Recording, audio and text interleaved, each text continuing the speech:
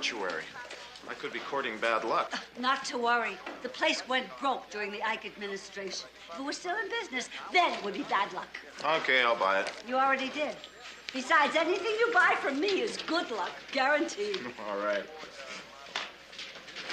New bowling jacket, Marcus?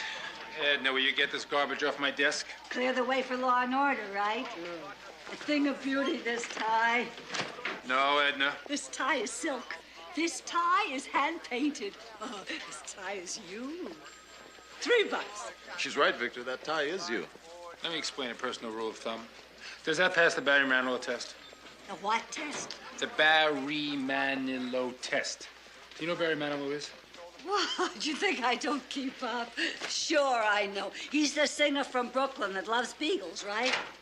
If Barry Manilow would wear it, then Victor as Becky would wear it. And Barry Manilow would never wear that tie.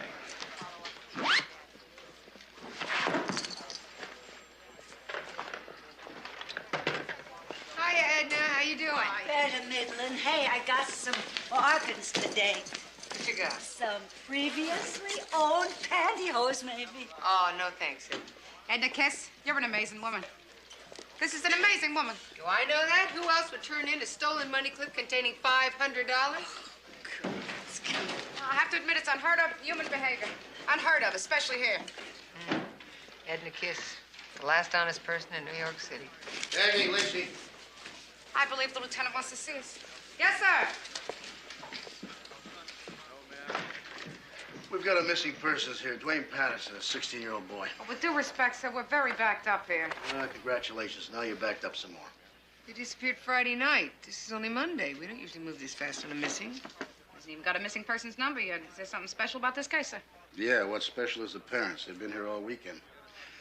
Night and day. They just don't want to go away. So that's their job? Make them go away? Let's see what you can do for them, huh?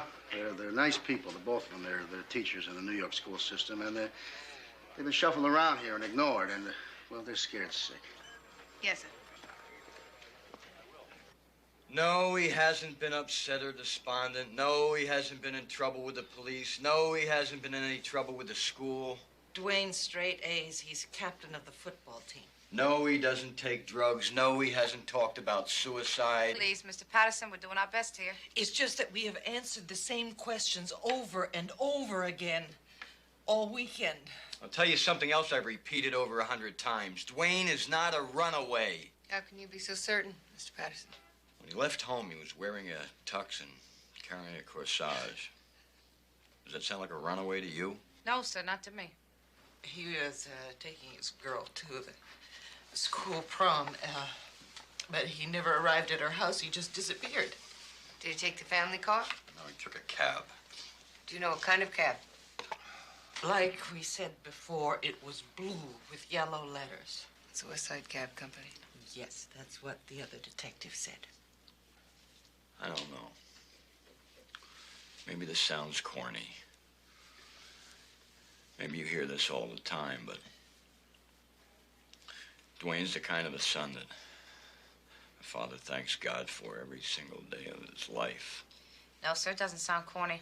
And we don't hear it all the time. In fact, we don't hear it nearly enough. Please find our son. Please. Coleman bets the Chicago Cubs to win the National League East, right? So I give him ridiculous odds. And what happens? The Cubs win for the first time since 1945. I take Miami against San Francisco, right? I get 3 points. Now, Marino has thrown 48 touchdown passes this year, so I figure I'm in Fat City. What happens? Marino gets sacked 4 times and throws 2 interceptions. It was beautiful. Coleman is one lucky dude. Lucky or shrewd? I spend the whole day studying this one particular fly, watching its comings and goings, right? It takes off and it lands, never staying in one place more than 15 seconds. So I say, Coleman, see that fly? I bet you $20. The next place it lands, it doesn't stay past 15 seconds. Uh-huh. He says, you're on. He takes out a sugar donut. He puts it on my desk. The fly takes off, lands on the sugar donut, and spends the whole afternoon there. Like I said, shrewd. Now, there's this money clip that Ed and the Kiss found. In 30 days, if nobody claims it, Edna gets to keep it. That's the law. Well, what do you think the odds of somebody not claiming a money clip with $500 in it? Long.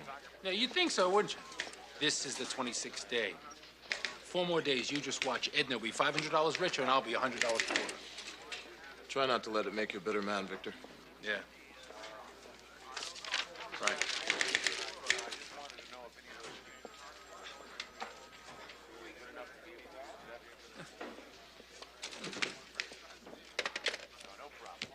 West Side Cab Company said they picked up the Patterson kid at 7:30.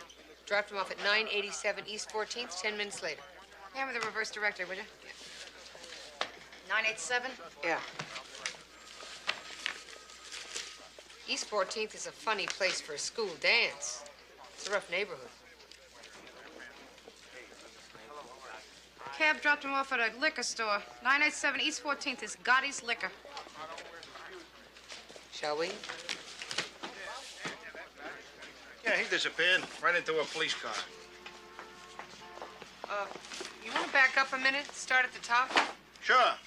The kid walks in, wants to buy some booze. I show him the sign. Underage kids all the time want to buy booze. He had this fake ID on him. He cracks it open. I tell him to take a hike. How do you know it was phony? Come on, lady. It's a lousy forge job. You can see it a mile away. Anyway, he goes over to the magazine rack and he pretends that he's browsing around. I see him in a security mirror.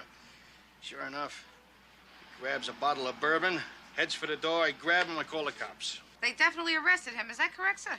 Yeah, the cops asked me if I wanted to press charges. I said, what the heck did I call you for? I want people to know if they steal from Vincent Gotti, they got trouble from Vincent Gotti. The name on the fake ID, do you remember it? Huh, Wilbur Smith. Wilbur Smith.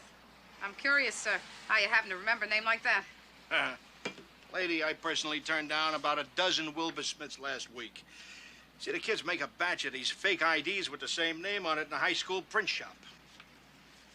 Well, thank you for your help, Mr. Gotti. Hey, stick around. Another Wilbur Smith could walk through the door any minute. You know what I'm thinking? Yeah, you're thinking Dwayne Patterson was booked as Wilbur Smith. That's right. If they booked him as an adult, you know what that means. Rikers. It's hard to believe, huh? Kid's on his way to a high school dance and boom, he ends up here. Oh, you're forgetting a big step, Christine. Before he boom ends up at Rikers, he boom decides to steal a bottle of liquor.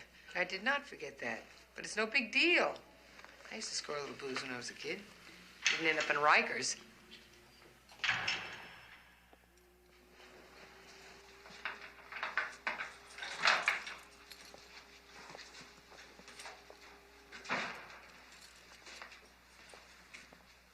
I'm Detective Cagney.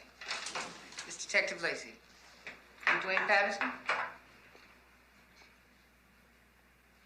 Want to sit down?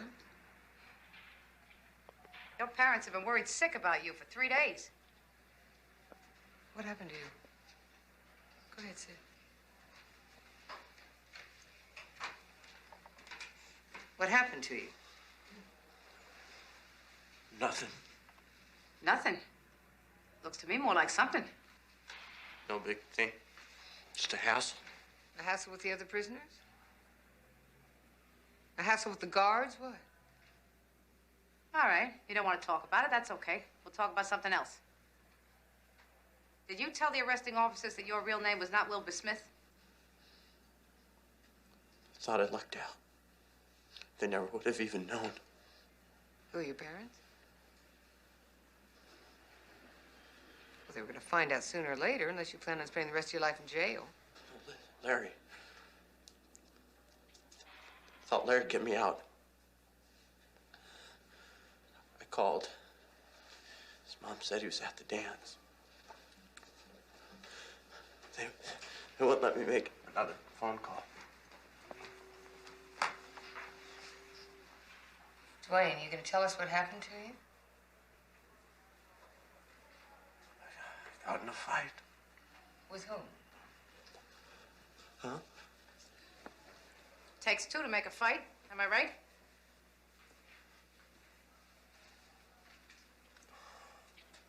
What's my father gonna think? I think he's gonna think he's relieved and grateful to have you home again, Dwayne. He's gonna think I could have done something. I should have done something. Something about what? There were too many. All right, you got in a fight. With how many? A couple of guys. The others just watched like it was some kind of show.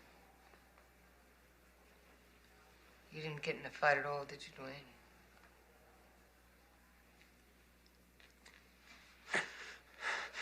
Nobody ever messed with me before. Mess with you? How do they mess with you? How do you think?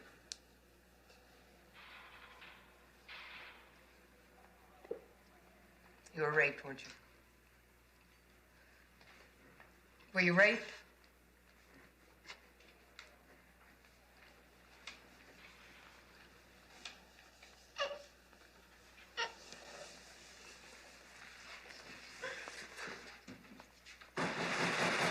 Want to open his door?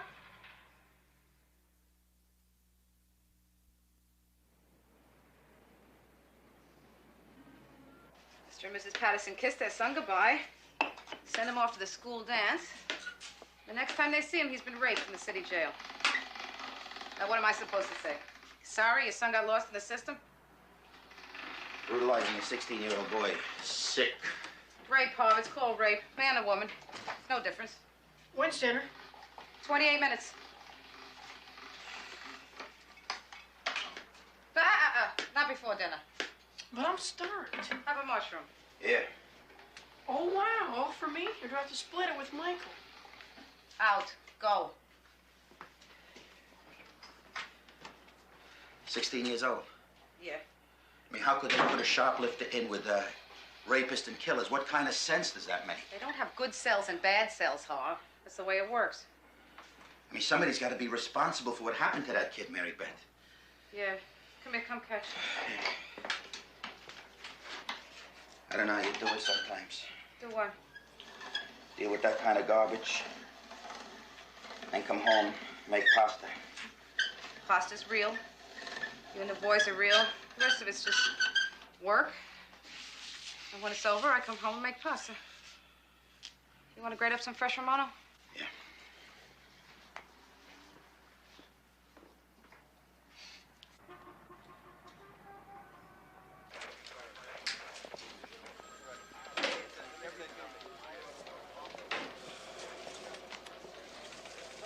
What are you working on, Cagney?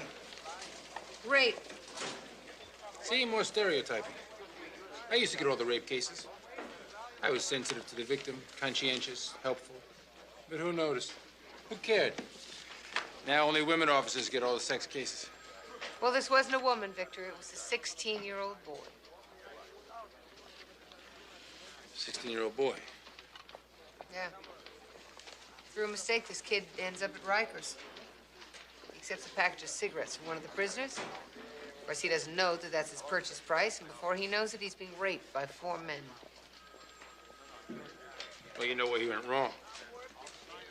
He didn't read the warning on the package. Cigarette smoking is hazardous to your health.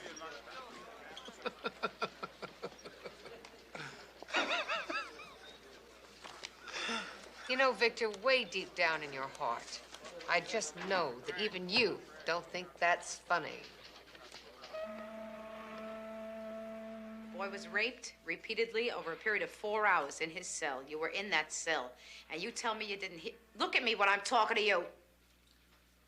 You didn't hear anything. You didn't see anything. I find that hard to believe, Mr. Bouillard.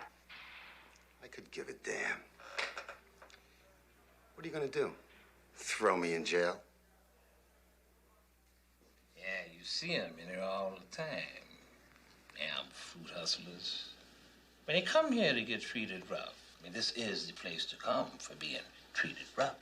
He asked for it. Is that what you're telling us? Hey, the kid knew he was letting himself in for when he accepted that package of cigarettes. Come on, Croquet, give me a break, huh? Who gave him the cigarettes?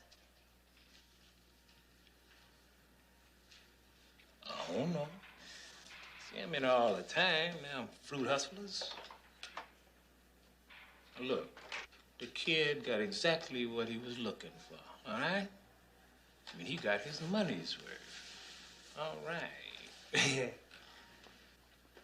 have no memory whatsoever of Friday night last. I'll take the Fifth Amendment. You don't remember a young boy getting raped over and over again in the same cell you were? The Fifth Amendment. Didn't the screams keep you awake? The Fifth. Did you see the boy was hurt? Did you call for a guard? Thank you for your cooperation. I can tell you everything I saw in 2 words. No thing. See, I'm like one of those beggar dudes that accosts nice people on the street, hands them a business card that says, I can't see, I can't hear, and I can't talk. Eddie, how can you be in the same cell with that going on and not know that that's going on? Yeah. But I can't see, I can't hear, and I can't talk.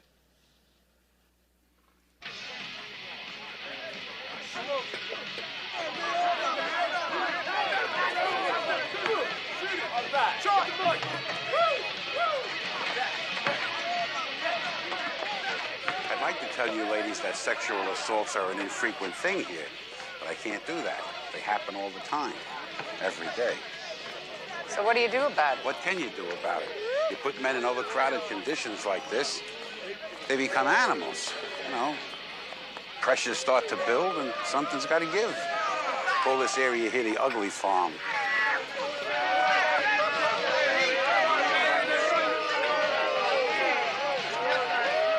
As you can see, they don't get to see very many women down here. I had a really dirty dream last night, and you were in it, baby. Hand it to Salvo. I hope this isn't upsetting you, ladies. You know, the public thinks that we're in the rehabilitation business. Actually, we're in the zoo business.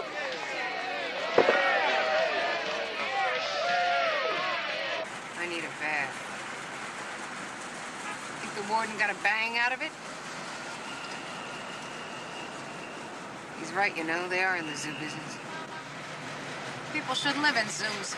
Mary Beth, there are not a lot of misunderstood souls there. They are murderers, they are rapists. That's where they belong. Nobody belongs in there, Christine. Yeah, you got a better place for them? No, but nobody belongs in there. Great. When you figure out what we should do with them, you let me know.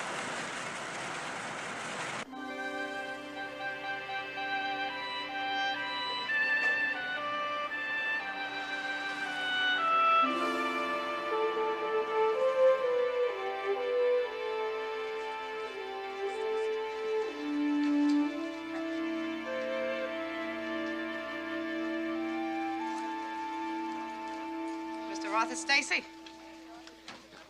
I'm Detective Lacey. This is Detective Cagney. Stacy. You were charged with soliciting a prostitute and spent Friday last at Rikers. Is that correct?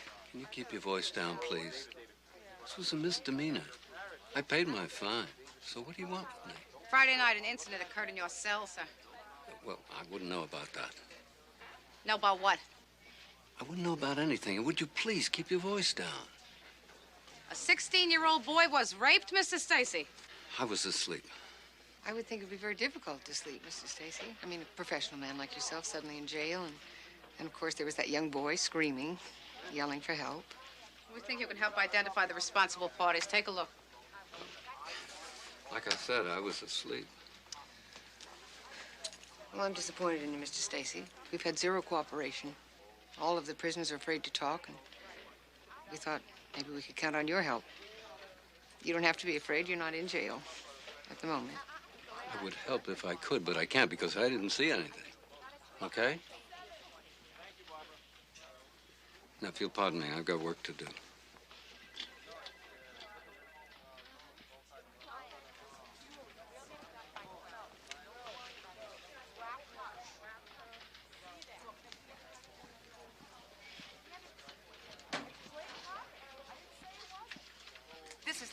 Give me the city desk.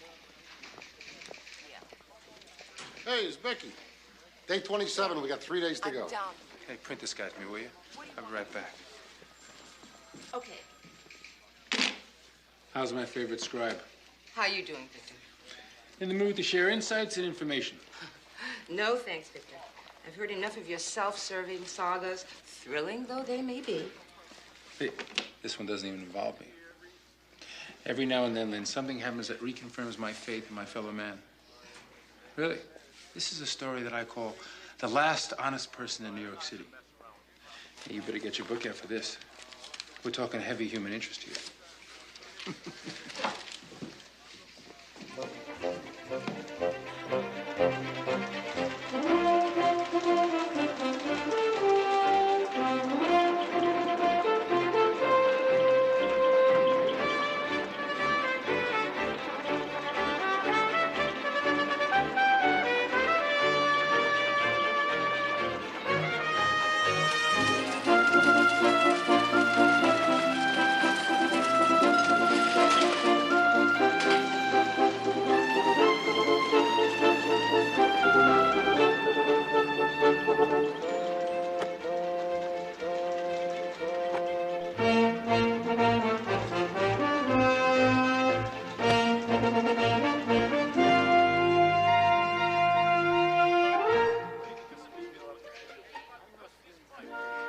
Describe it. Describe it? I figure that's the least we could do, don't you?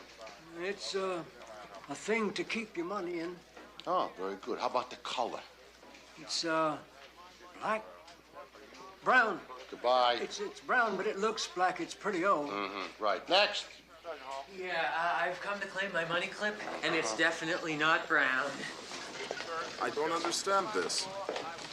It's the 28th day, and all of a sudden people are crawling out of the woodwork to claim that money clip? Power of the press.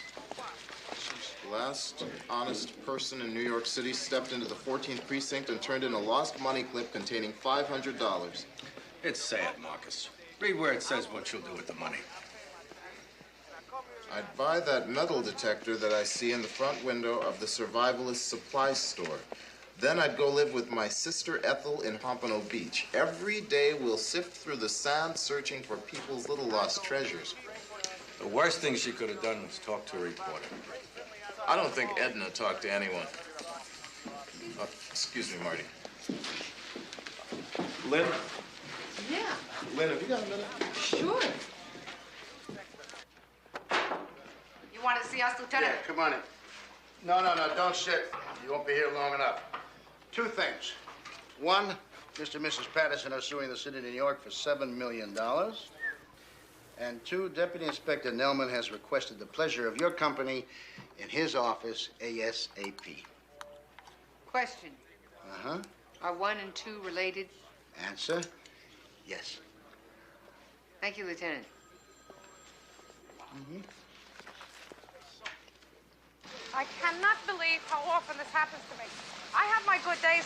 I also have my not-so-good days. But every time Nelman wants to see me, it happens to be one of my not-so-good days. What are you talking about? My hair. Monday looked good.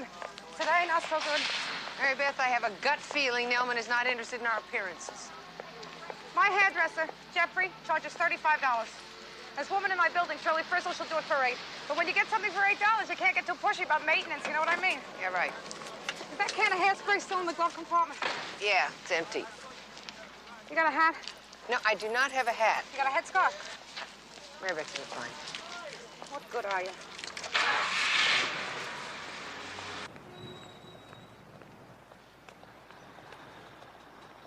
Tell me something.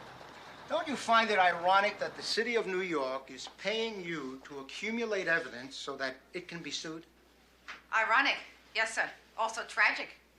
What happened to that boy should never have been allowed to happen, sir. Ah, the very crux of the Pattersons' press conference today. Their lawyer says you can't put a price tag on tragedy, and in the very next breath, he mentions $7 million. So far, we've come up empty. Eyewitnesses? Oh, plenty of eyewitnesses, sir, but nobody's talking. Well, let's move on to other cases. Other cases, sir. Are you saying you want us to back off of this? Well, correct me if I'm wrong, but you haven't established a case to back off from. Well, we admit we're temporarily dead-ended on it, but... Wrap it up by the end of the week. and then let's move on to more important things? Sir, I think this is important. Don't you, sir? An old man gets mugged on the street. He's not looking for trouble. A lady with 5 kids is shot to death for her paycheck. She's not looking for trouble. But this Dwayne Patterson, he left home with the intention of purchasing alcohol. Then he showed false ID. Then he shoplifted. Then he offered illegal identification again when he was arrested and booked. In other words, Dwayne Patterson looked for trouble, and he found it. And the taxpayers should pay him to the tune of $7 million? I find that rather grotesque. Wrap it up. Yes, sir.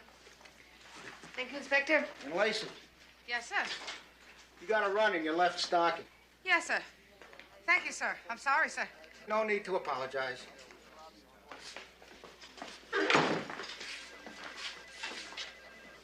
Let me ask you, Mary Beth. When you heard that the city of New York is being sued for $7 million, does it make your tear ducts overflow? No. Me either.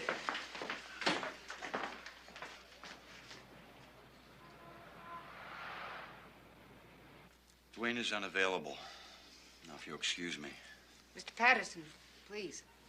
We'd like to see the men who hurt your son punished as much as you would. I doubt that, Detective. We won't take very long, sir. We know that Dwayne is unable to identify his assailants, but we're hoping that he could show us the man that gave him the pack of cigarettes. I'm afraid you don't understand. Dwayne isn't speaking to anyone right now, not just you. He won't talk to me or to his mother. He won't see his girlfriend. He just sits in his room with the shades drawn. Even the doctors can't get through to him. Mr. Patterson, we need help. I know you're upset. Upset? My son's been scarred for life. Can't you understand that? Don't you have children of your own? If it had happened to your kid, how much money would it take to compensate your family? It would be very hard to measure that in money, sir. Well, maybe so, but somebody's got to pay for this. Never would have happened if you people had done your job right. Instead, you took a young, innocent kid. You put him in a cell, a bunch of animals. Mr. Patterson, nobody is denying that the department made a stupid, Mary tragic Beth, I mistake. think we should go. Thank you. You won't get away with it either. I'm going to sue the hell out of the city of New York. You turned my son into a faggot. And you'll pay for it. I swear, you'll pay.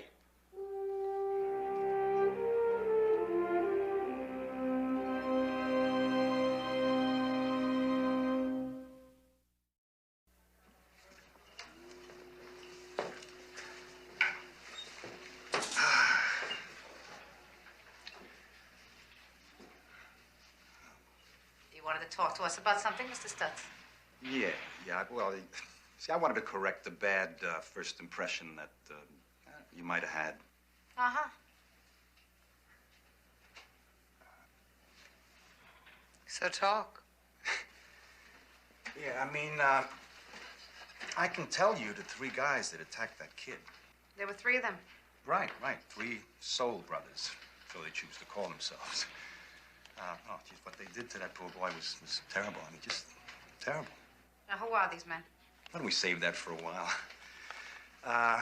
You see, I mean, I want to be a stand-up type guy. I mean, do the right thing, but, I mean, I got a little bit of a problem here that needs to be ironed out. Your problem.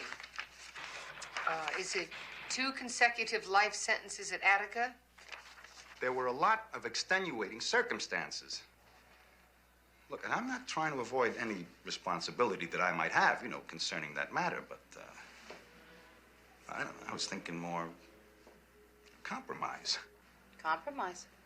Yeah, well, more along the lines of a double manslaughter conviction. You'd be willing to testify in court? Yeah, definitely. I mean, Eddie Stutz is no stoolie, you understand? But, Eddie Stutz don't owe no soul brothers no favors. No, what do you mean by soul brothers? Guys with deep suntans, if you follow my drift. So why don't you just give us the names of the 3 men? As soon as the deal's worked out with the DA's office, I'll sing like a canary.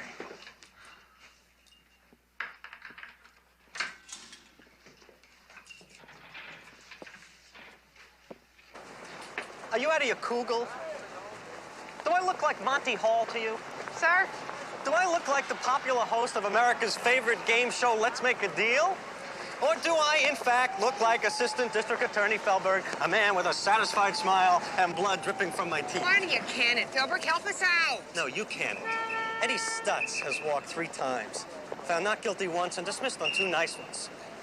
But I got him dead to rights this time. Eddie Stutz's feet will never touch a New York sidewalk again. Never.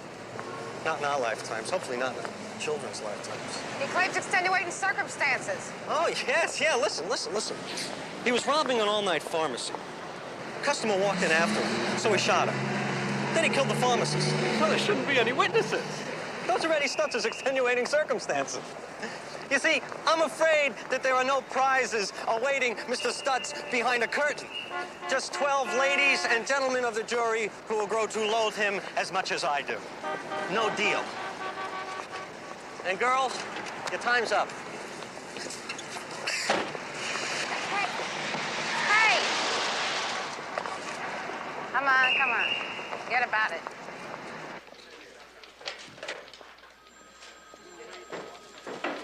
Get off the phone from Nelman.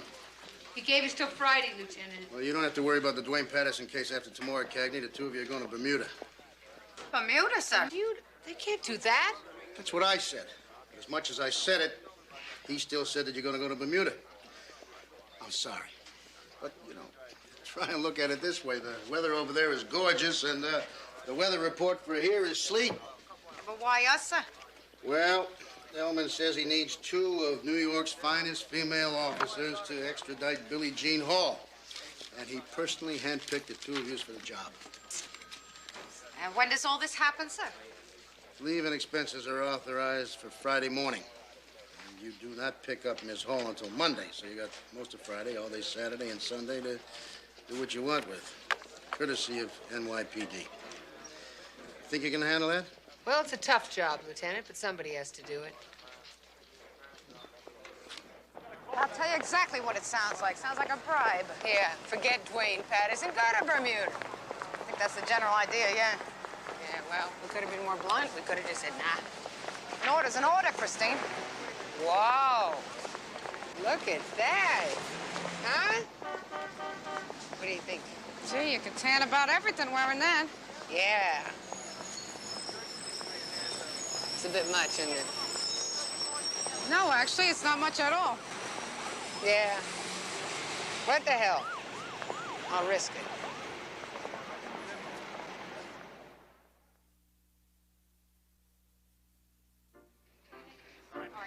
Try it. You'll like it. Yes, No obligation. That's beautiful. Here's what you call a real conversation piece. $6. Oh, I wouldn't pay more than $2 for that. Who asked you? They're a little too small, but very classy. Thank you.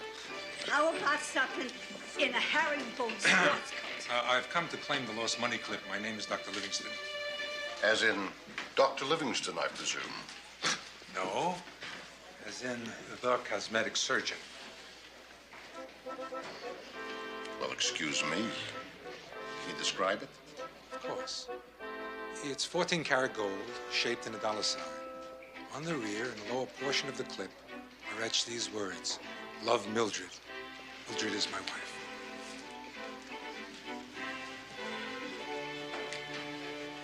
You're very lucky, Doctor. Presumably. I'll need some ID, and you have to sign this form here. Of course.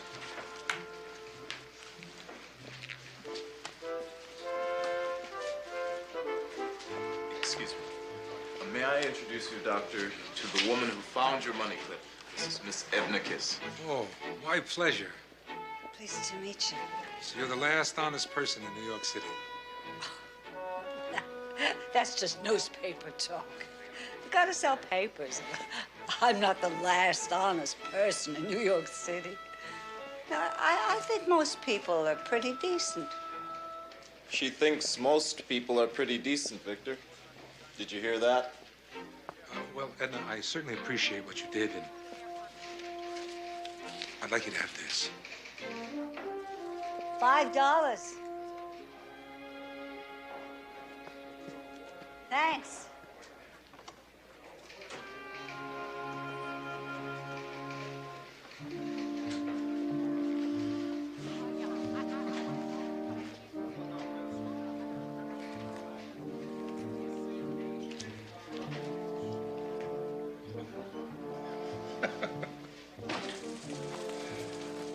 Edna, this jacket smells like it spent the night in Secaucus. Well, I got something better for you, Victor. I really don't need anything, honest. If Barry Manilow could wear it, Victor as Becky could wear it, remember? Barry Manilow wore this very shirt. Barry Manilow wore this shirt. He wore this shirt opening for Jackie Schwartz at Kramer's on Kiamisha Lake when he first started. The wardrobe lady's a personal contact of mine. It's got sweat stains. Barry Manilow's sweat stain. The boy works real hard on stage. A shirt like that ought to be worth about $100. Oh, no, I'd say about the... $100 even, Victor. That's what you just collected off Coleman. Well, what's that got to do with anything? Power of the press, Victor. Need I say more? Wait a second. You don't think I planted that story? Oh, not even you could be as cynical and cold-hearted as that, could you, Victor?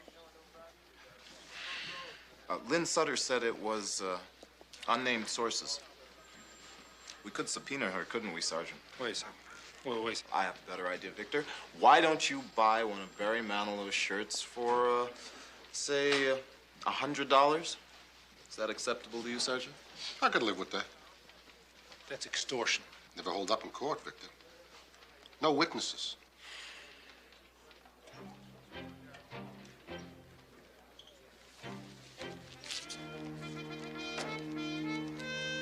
Edna, you sure Barry Manilow wore this shirt? Cross my heart.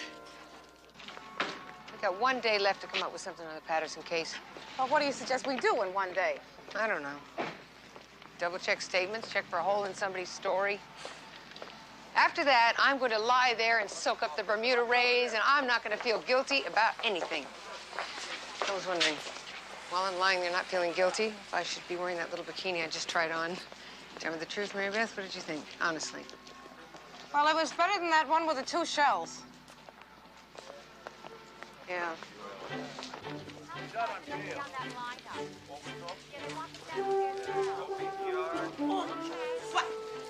What do you think? Oh, Josie, it's you. What's going on? It's been quite a day. First, a doctor claimed the lost money clip thanks to the power of the press. Oh. But then his Becky showed a spontaneous gesture of humanitarianism. He paid $100 for an authentic Barry Manilow shirt. Victor? How about this? Nice. How much for his tie? Make a bid. What's it worth? $40. What you got left? This is the biggest day in my retail history. Look at this bowling shirt. This is perfect for Harv, huh? $50, not a penny more. So? You have to take my check. What the hell? You've got an honest face. Petrie? Petrie, you just gave me an idea. Mary Beth? I told you last time I didn't see anything. I don't know why you people insist on hounding me. No, sir. It's not us who are hounds, Mr. Stacy. It's the press who are hounds. The press? Yes, the power of the press is truly astounding, Mr. Stacy. You see, sir, we have this journalist friend. She works the police beat. And she's researching a series of articles she's writing on prostitutes. And their customers. You are a customer, aren't you, Mr. Stacy? Can we go someplace a little more quiet? Certainly. Sure. Anyway, this hooker mentioned your name. And this journalist friend of ours wanted to do an article on you. She thought you would entitle it Profile of a Trick. You're lying. Oh. The girl I was arrested with didn't know my name. She didn't know anything about me. Oh, no, sir. Not the one you were arrested with Friday. No, another one. She's about the same size as my partner, and she dresses kind of funny. You're a big man up and down Broadway, Mr. Stacy. Am I right or am I wrong? Your name keeps popping up again and again. A violation of my privacy is what we're talking about here. Well, that was exactly my point, sir. But my partner, she didn't agree with me. That's right. I said, let's use him as an example. I said, let's splash his name across the front page of the paper. But I said, no, we owe Mr. Stacy better than that. I mean, we remember how embarrassed he was when he thought that people would find out.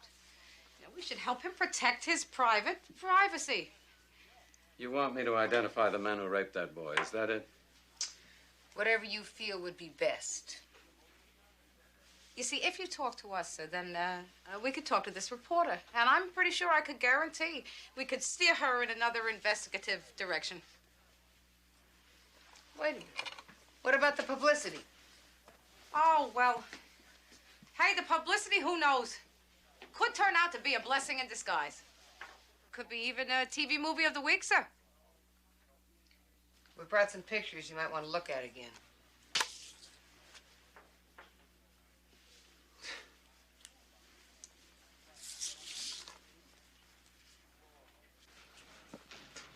So? What did the DA's office have to say? Well, they said, Eddie Stutz's feet will never touch a New York sidewalk again. Yeah. And that was before they knew that you were the one that instigated the rape of Dwayne Patterson. What? We have eyewitnesses. We have a signed statement. No kidding. No kidding. Yeah, well. Oh, next time you see Dwayne, ask him if he had a good time. You're revolting, Eddie. But you probably already know that. Don't it make you want to beat on my mean old chest with your little fists? Yeah, it's hard to know what to do with a man like me, isn't it? I mean, here I am ready to face 2 consecutive life sentences. So, why don't you just tack this one on? Why'd you try to lay it off on the black prisoners? I just don't like them. Oof. I suggest that you broaden your views before you get to Attica. It's no big thing. Not as long as you keep sending me those nice young boys. Of course, that wouldn't be my #1 choice.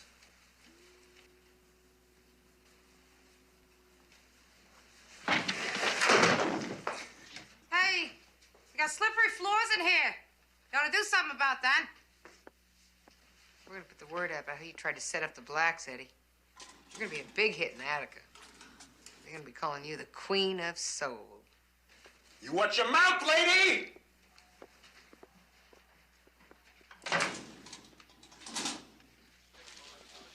Bermuda, huh? Now, how'd you swing that? Can you believe it? Some lousy extradition detail? It's lousy. I don't know, Victor. Maybe they couldn't get anybody else to go. I'm so depressed. Boy, am I depressed. Well, they didn't ask me. I would have gone. Well, the city probably couldn't get along without you for 3 days, Victor.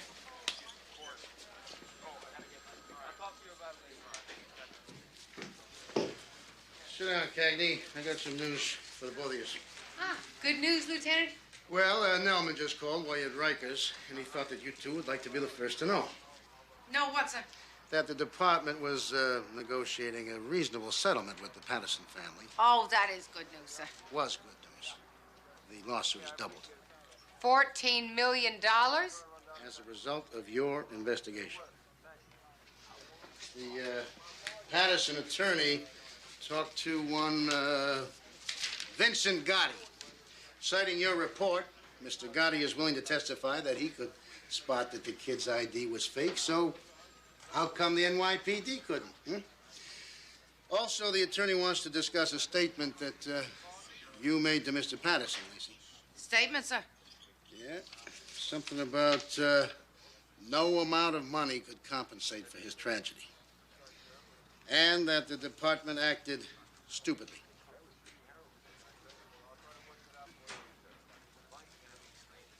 So what does the Patterson lawyer want with us? Well, he'll explain that to you in court tomorrow. Tomorrow, sir, in court? Mm-hmm. Yep. No, well, Lieutenant, we're going to be in Bermuda tomorrow.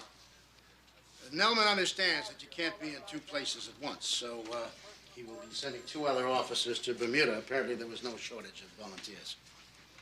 I don't believe it. Believe it. He wants the 2 of you on the Midtown pickpocket case. Street duty, sir? 34th Street, 9 to 5. But I bought a bikini. Bikini? Trading in for a parka. Weather report still says sleet. Yellow tank, 60% cotton. We'll need 100%, unless you don't sweat. With lightning bolt letters and 2, count them, 2 smiling Wolverines. Oh, please, it looks like my sister Marie's Cocker Spaniel. We are talking inter-precinct competition here. We've got to look fierce. It's a psychological edge. Wolverine's vicious, fang-tooth drooling. At $3.95 a pop, will you want maybe Lon Chaney Jr. something? I want you to call my cousin Julio. For $2.79, he'll throw in the lettering. There you go.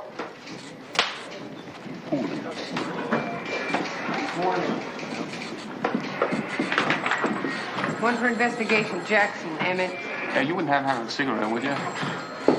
I guess that means no. Hey, brother, how about a smoke? Let's go, Mr. Jackson. What are you all allergic to nicotine or what? Clean body, clean mind. Move it, Emmett. Look down. Oh, man, this whole thing's a crock. Uh-huh. Meanwhile, your common law wife is down at St. Vincent's, looking like she'd been through a meat grinder. I told you what happened. I came home and I found her like that. Yeah. Must have been love. Suppose you got those scraped knuckles banging on doors for help, huh? Oh, these? No, I was under the car. Your I super was said the screaming started early this morning. Oh, about the time you got home. The man's dreaming. My old lady and me were tight. We got no cause for fighting. Come on, Mr. Jackson. Your wife gave you flack for staying out all night, didn't she? That's right. You came home drunk, you argued, and you beat the hell out of her. I told you what happened. I ain't talking no more until I get her this morning. Hey, bro, how about it? You got a cigarette, a smoke, a butt, a nail? That cross. Where'd you get it? What do you mean? This one here? I don't know. Around. Why? I asked you a question. Where'd you get it? I don't know. On the street. Yeah, on the street, off some guy. Who remembers? Damn it, where'd you get it? Okay, so I got it from a lady friend who appreciates my company. Huh? Hey, what's with this guy? Eh?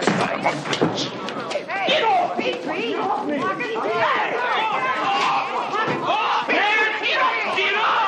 Detective Petrie! No! Detective Petrie! Sit down. In my office. Now!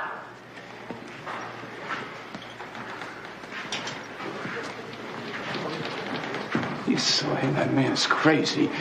Nobody treats me like that. You shut your mouth. Give me my lawyer. I know my rights. You get a lawyer when we say you get a lawyer. Get out of here. Get him over there. It is a lawyer. What do you mean, you cool down? The man is lying, Lieutenant. I know it. I request permission to proceed with an investigation, sir.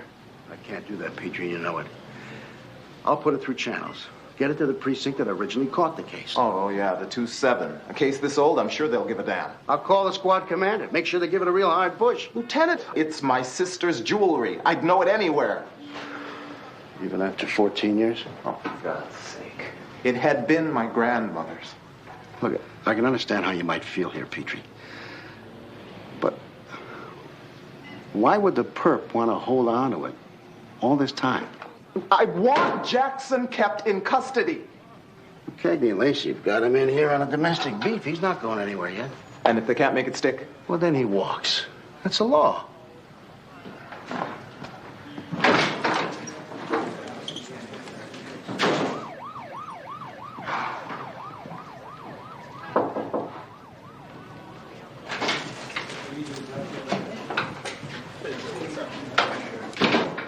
May we ask what that was about, sir?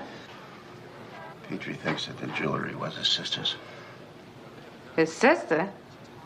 So, what's the big deal? Have her come in and identify it. Can't. She's dead.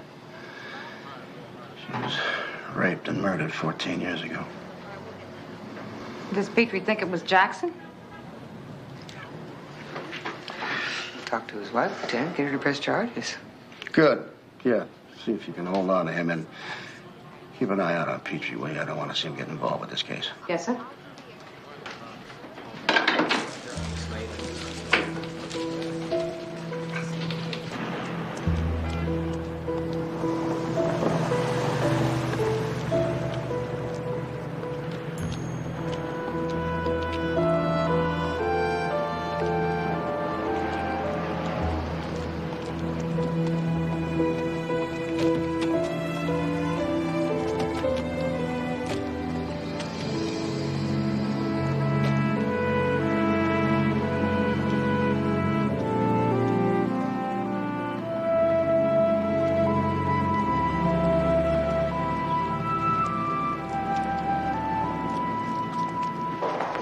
everything is practically set for the dinner.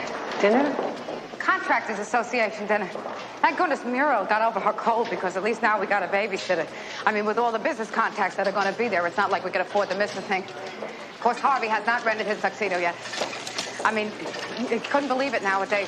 All the different choices they got. You know, they got double-breasted, they got single-breasted, and Fiesta blue, flamenco pink. They got fuchsia cummerbunds, raspberry cummerbunds, wing collar shirts, and shawl collar shirts, pleated shirts. Come on. Inhalation therapist to ICU. Imagine Petrie carrying around that kind of pain. Yeah, all the rapes and murders we've investigated, never once did he mention it. Not once. If we want to keep Jackson from walking, we better make these charges stick. Miss Harris, you've been living with Emma Jackson for, what, 7 years now? According to our records, you've been hospitalized 4 times in the past 3 years. Twice this year alone. Once with a broken collarbone and once with her jaw set and wired. For your own well-being, Miss Harris, you have to press charges on this one. Brenda, what is wrong with you? That man beat you up and you let him. He can't find work, so he gets drunk. He doesn't mean it. One of these days, he's gonna kill you. Papa, please. If you change your mind, Miss Harris, change your mind, the number's on the card. I'm sorry. You're not the only one. Dr. Finley, 2317. Dr. Finley, 2317. Nothing's going there. We're doing what we can. In other words, she wouldn't press charges. There's still time. All of 24 hours. And if he walks, he'll go as far as his legs will take him. Well, her father's in there talking with her, and we're hoping that he'll change her mind. Marcus, about your sister. Yeah, I know. Look, let me try talking to the woman. It's worth a shot. Petrie, you know better than that. You ordering me to leave, Sergeant? We're doing everything possible to nail him. I want the man on murder. Right now, all we have is assault. Petrie, let us handle this case. Don't screw it up.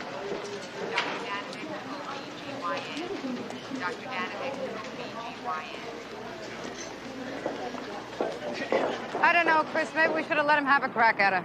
It's a waste of time. His emotions are in the way. She just clammed up. Hey, look, Mary Beth. What do you think? Pretty, huh? Very festive. Good. Hold that. It'll look great on my coffee table. Right next to my big book of Impressionist painters. I don't mean to pry, Christine, but I thought you were meeting O'Brien for dinner. I am. But I figured, I mean, if you came by the loft for a little nightcap, the least I could do is jazz up the joint a bit. Here, hold it. Harv and I both. We think he's a good writer. All those mean streets and dark alleys, sweaty backroom bars, makes you feel like you're there. And that picture of him on top of the column, we're talking about a handsome man, Christine. Very handsome. Mary Beth, there are times, however infrequent, when I can control my lust. I never said you couldn't.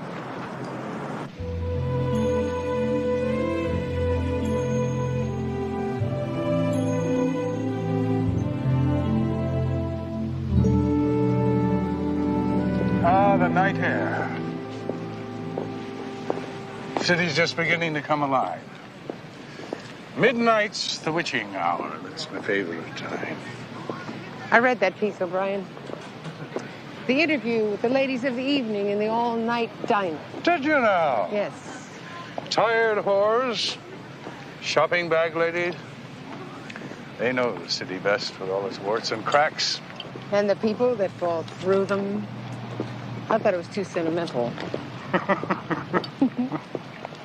Not on the street. I happen to be an officer of the law. Can't get away with anything, can I? I didn't say that. Refreshing is what you are, Christine Cagney. You are an original. One of a kind. I would say so. I would say so. Sit. You intrigue me, Cagney.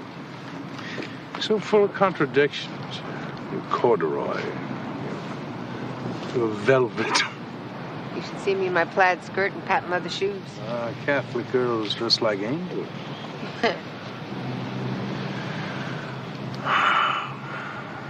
What's the matter? It's too bad that I stopped writing sonnets 30 years ago. Why? I composed some lines to Cagney's charms. Soft hair, full mouth. Blarney runs in my family, too. I like to sprinkle stardust on your shoulders. Maybe it's best you gave up sonnets, O'Brien.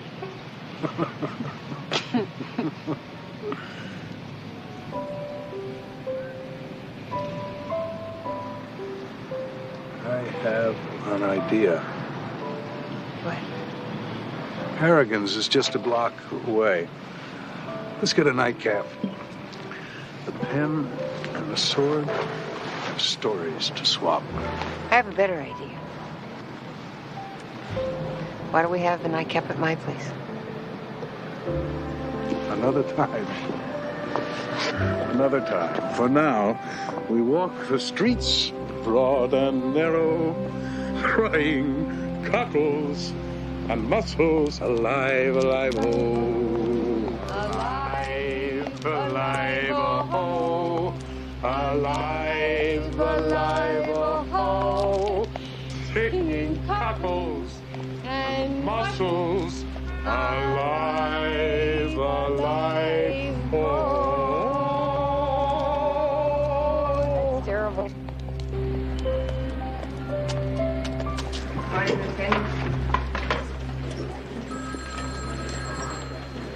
What is with this embalming fluid? Somebody spike it with coffee? Did you have a nice time last night? Swell. How did Brian like the flowers? Right, but it's just too early for 40 questions, all right?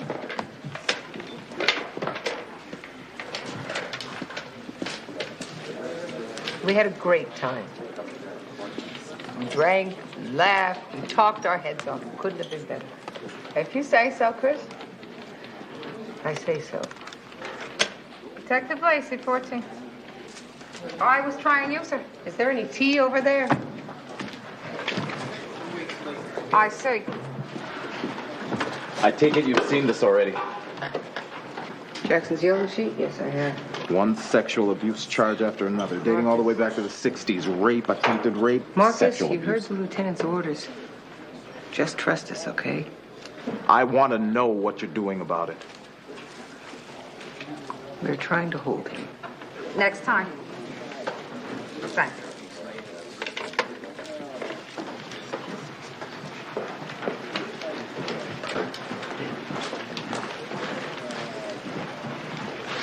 What's wrong?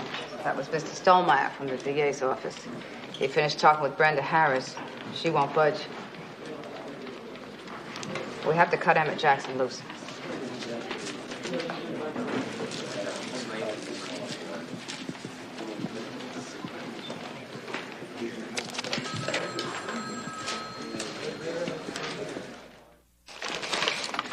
One comb, one belt, one wallet with $2 in it, 5 yellow metal chains. What the hell are you doing?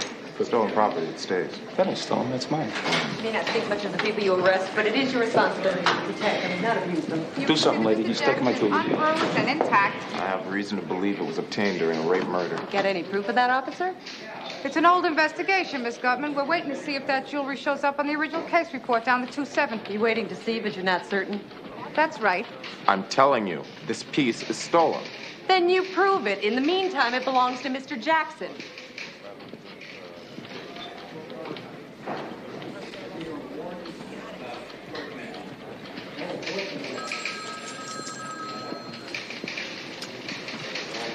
Man ought to be locked up. He's crazy. You're dirty, and I'm gonna prove it. Look, Detective, you harass Mr. Jackson. I'll have you up before the Civilian Review Board so fast, you won't know what hit you. Do you hear me? Miss Gutman, half of New Jersey can hear you. Charming. Don't you do anything stupid.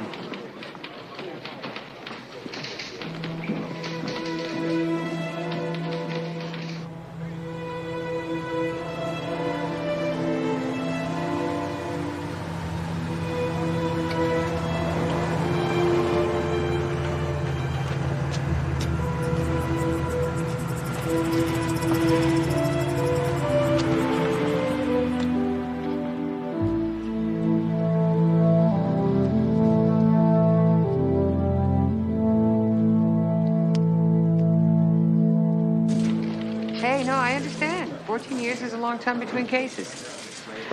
Right. Have a nice retirement. Okay, bye. What house is say? He doesn't remember anything about a stolen cross. He doesn't remember two things, though. He said the girl had a kid brother who hounded them for months, too broken up to let go. And? And he remembers that the girl was messed up pretty badly. The guy who did it used his fists and enjoyed his work. Like Emmett Jackson. Could be. A lot of guys get off beating up women.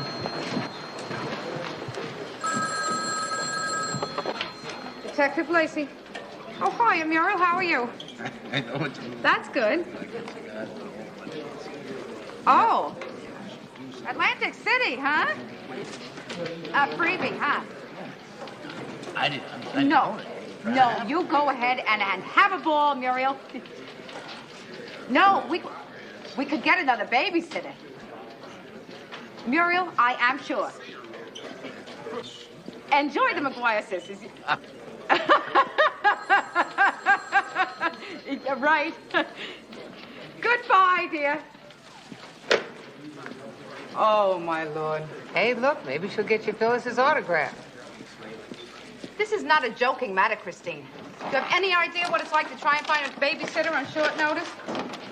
It's like murder. That's what it's like. Barbie Jr.'s living in the library trying to finish a term paper in 3 days, and Michael is too young to handle her yet. Barbie's so nervous about this dinner. Wait till he hears this. Mary Beth, if I told you once, I told you 1,000 times. You should always have a babysitter in the bullpen. Police business, huh, Lacey? Lieutenant, I didn't know you were there, sir. Here, have a cigar. You too, Cagney. Have a cigar. Oh, thank you, Lieutenant.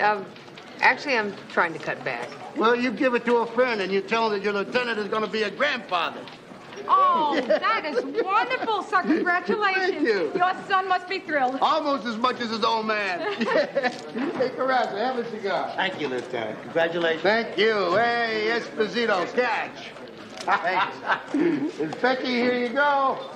One for your dessert and one for Petrie. Ah, thank you, sir. Congratulations. Where is Petrie anyway? Sir? Your partner. He forgot to sign last month's activities reports. Oh, he just made a run to the drugstore, sir. He'll be back in a minute. Drugstore? Yeah. Well, you see, we just had a ticket from Madame Ching, sir, and the man's a walking Mount St. Helens, if you know what I mean. Never mind that, is Becky. Will you just make sure he signs last month's reports?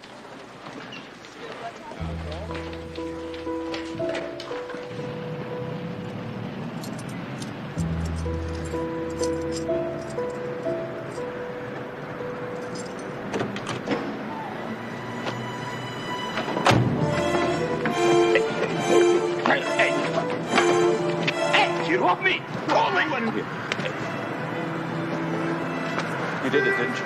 I don't know what you're talking about. You know. You know and I know. What the hell do you want from me, man?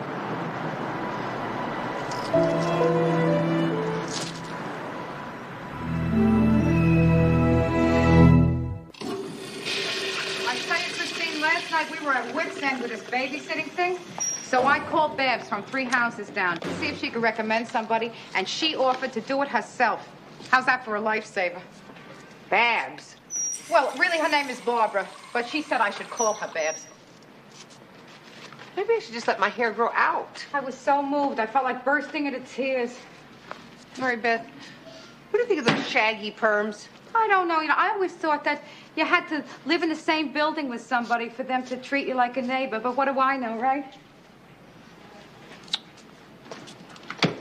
You know, the hell with it. It's not me, it's him. There we are at my place, right? Candlelight, my best brandy, Johnny Mathis on the turntable. I got him so sloshed he could barely walk. I even told him the elevator wasn't working. I damn near locked him inside the place, Mary Beth, and he goes home anyway. But out with O'Brien again. What makes you say that? Well, I don't know. Wild guess. Christine, you are an attractive, intelligent woman. If Cupid is taking his time here, it's certainly not you. Yeah. I heard this morning on talk radio that 35% of all the single men in the city of New York are gay. 35%. The man is not gay, Are Mary you Beth. sure? Trust me. There are certain things that a woman of experience knows. So, Why is he taking me out in the first place? Well, maybe he wants to be your friend. I got enough friends, thank you. You know, come to think of it, Christine, a curly perm be very good on you. You think so?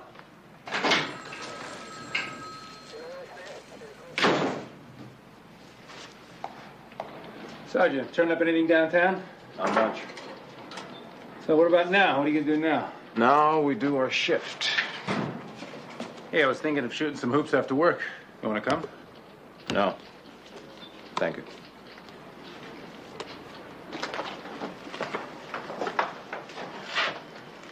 Listen, Marcus, I may be out of line saying this, but I think you're walking a tightrope here. I can only cover for you so many times before the lieutenant wises up. You're right, Victor. You are out of line.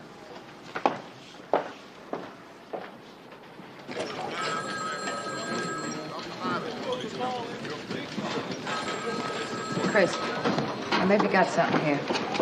April to September 1972, Jackson worked at a restaurant in Park Slope, just a couple blocks from where Lori Petrie lived.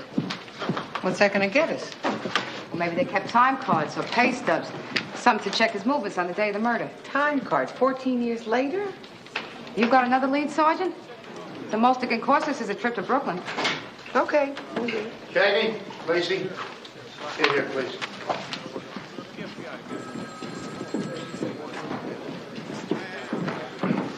Get the door, will you? Got an apparent homicide over at Avenue A and 3rd. Want you two on top of it. On our way, Lieutenant. Victim's been ID'd as one Emmett Jackson. Petrie's Emmett Jackson, sir. That's right. So I want this handled quietly, and I want to handle quickly. I want to be kept abreast of every move, no matter what you find out.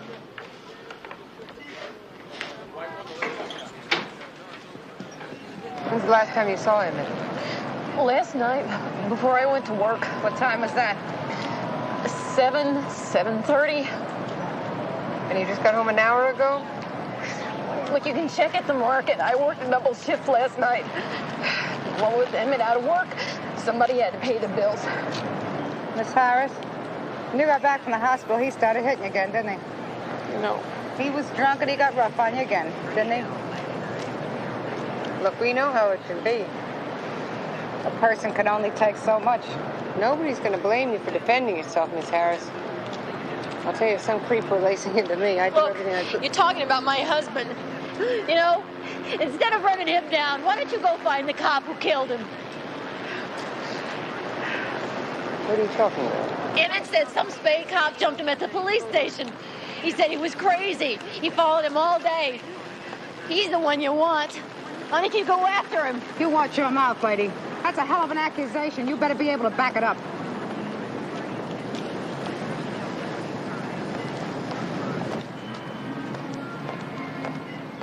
Hear about that armpit that bought it over on Avenue A? Somebody did the world a favor, let me tell you. Yeah, they're calling it murder, but I call it street cleaning.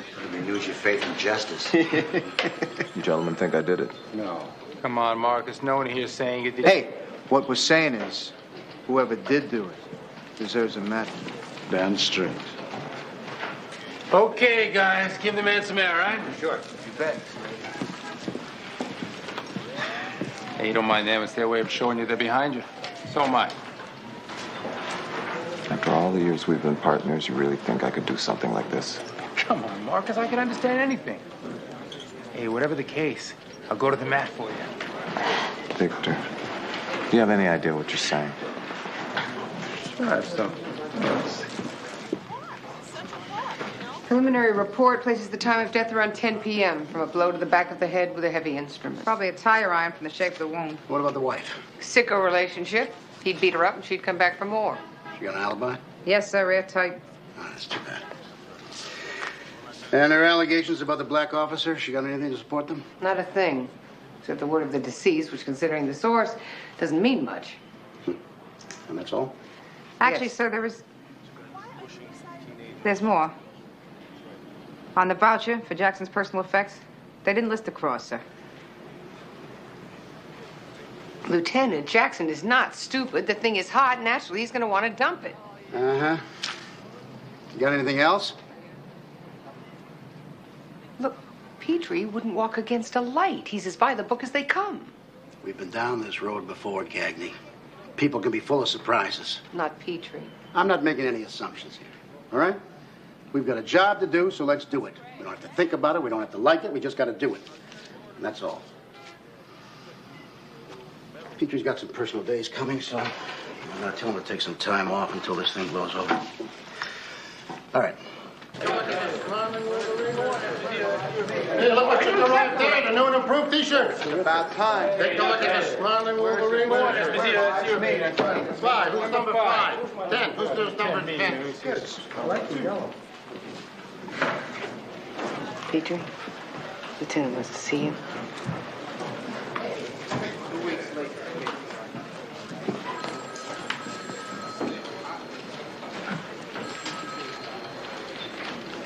3, okay, who's number 3 here? Harvey finally decided on the blue with ruffles down the buttons. Tuxedo for the dinner. He got a blue shirt with a fluffy front. He looks very handsome. I'll bet you O'Brien called you today. I mean, 2 nights already this week, he'll call you. Yeah, maybe. All right, Christine, you want to let me have it? You don't think I should have mentioned the cross, right? I think it would be nice if we gave Petrie a little benefit of the doubt here. You know him as well as I do. He's too good a cop to lose it. Anybody can lose it, given the right situation. Not if you keep your head on it. All I know is if anybody laid a finger on one of my kids, I don't like to think about what I would do. Mary Beth, what is this about? I take it you know about the man with the cross. Yes, I know. He was found murdered this morning. And you think... Look, there's no way Marcus could have done that. We'd like to prove it. Who are you kidding? You're here to gather evidence and grab yourselves a nice little collar. That isn't fair, Claudia, and you know it. Will you work with him? You know what kind of man he is? Or how could you even suspect him of something like this? How do you feel about Emmett Jackson? How do you expect him to feel? How would you feel if it was your sister? I'm sorry, Claudia. This is not pleasant for any of us.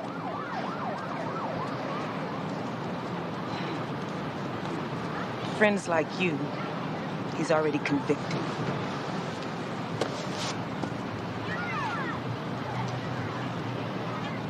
You could have waited.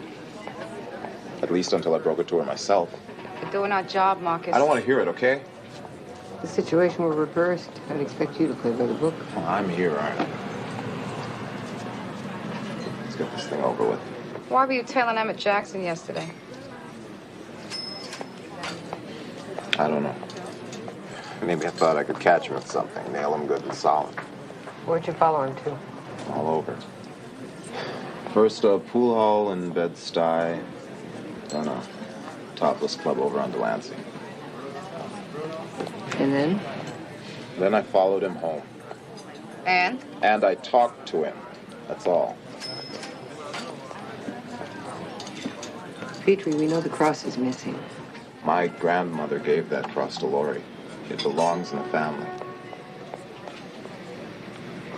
He was alive when we finished talking. What time did you leave him? 9:30, 10, something like that. Then where'd you go? I just drove around. Did you go to any bars or clubs? Any place where someone might have remembered you? No.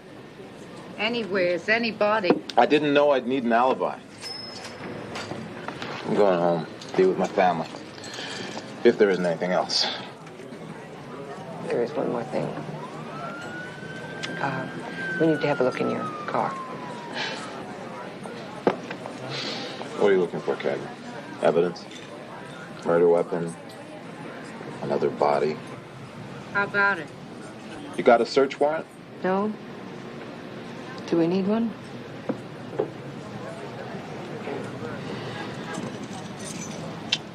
No. You won't find anything.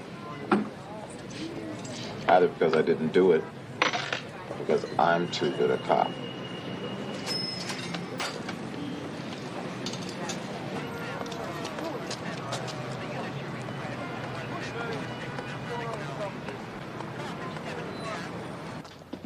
What about the tire iron? You drop it off at the lab? It's clean. Could be lots of other blunt instruments. There are also other suspects, sir. Well, I want to see some action on this thing, and quickly. I can't keep stalling IAD. Yeah, what? Excuse me, Lieutenant. There's an emergency call for Lacey, line 4. No, Lacey. You can take it in here. Thank you, sir. Detective Lacey. Oh, hiya, Babs. How are you? Truthfully, I'm a little tied up right now. You can't.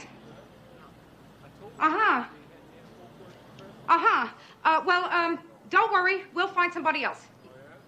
Hey, thanks for trying. Thanks a lot. Bye, Babs. I'm sorry, sir. Everything okay? Yes, sir. Well, no, sir. See, my husband has a very important dinner engagement tomorrow night, and my mother-in-law was supposed to look after baby Alice, but then she won this free trip to Atlantic City, sir, and it's really not that important now, sir.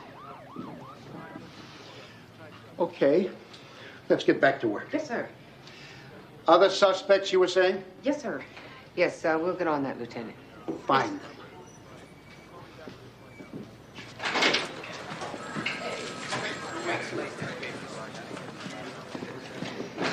Tomorrow is a whole day away, Mary Beth. I'm sure there's something that you can get. Don't you look at me like that. I have a date.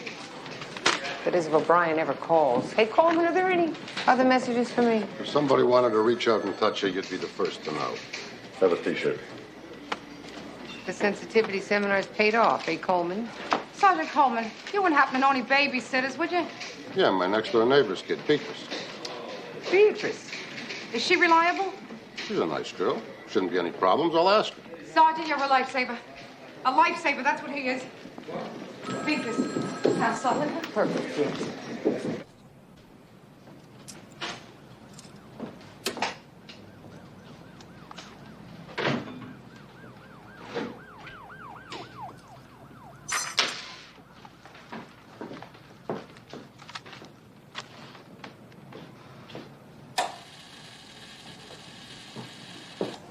Hello, Chris. Just calling to say hi from poolside. Here in far-off L.A. After all, an ACLU lawyer's life is not just serving the downtrodden. Bye. Chris, O'Brien here. Just wanted to say, what can I say? I could say thank you, but that wouldn't exactly suffice. I could say I'm sorry. That'd probably be too easy. What I really wanted to say is I hope this doesn't mean that we have to stop seeing each other. Chris?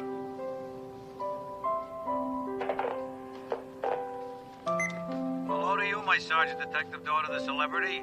Hey, this is your sober dad calling to congratulate you. I take it you've seen the papers already and bought out every newsstand in the city.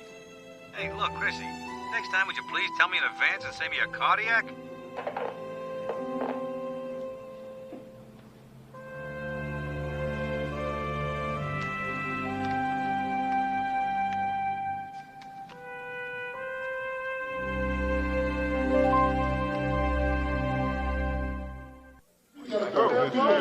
Well, look, we have a real celebrity. Grab my holster for me, please.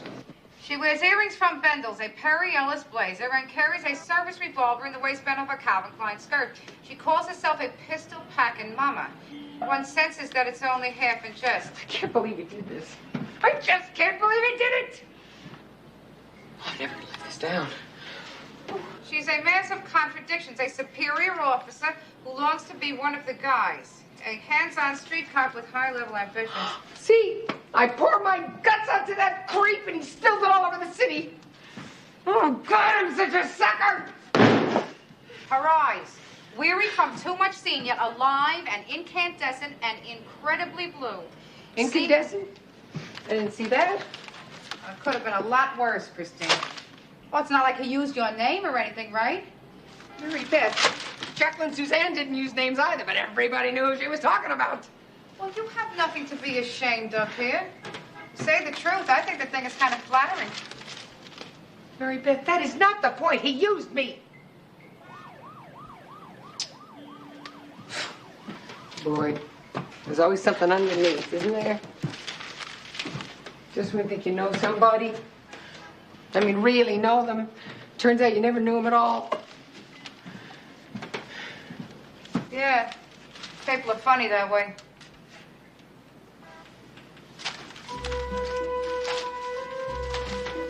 Well, looks like I'm gonna be free. You still want to sit her? Thank you, Christine. Sure. But that's okay. Sergeant Coleman has me all fixed up. Oh, that's right. The lifesaver. Yeah. That explains the hole in his head.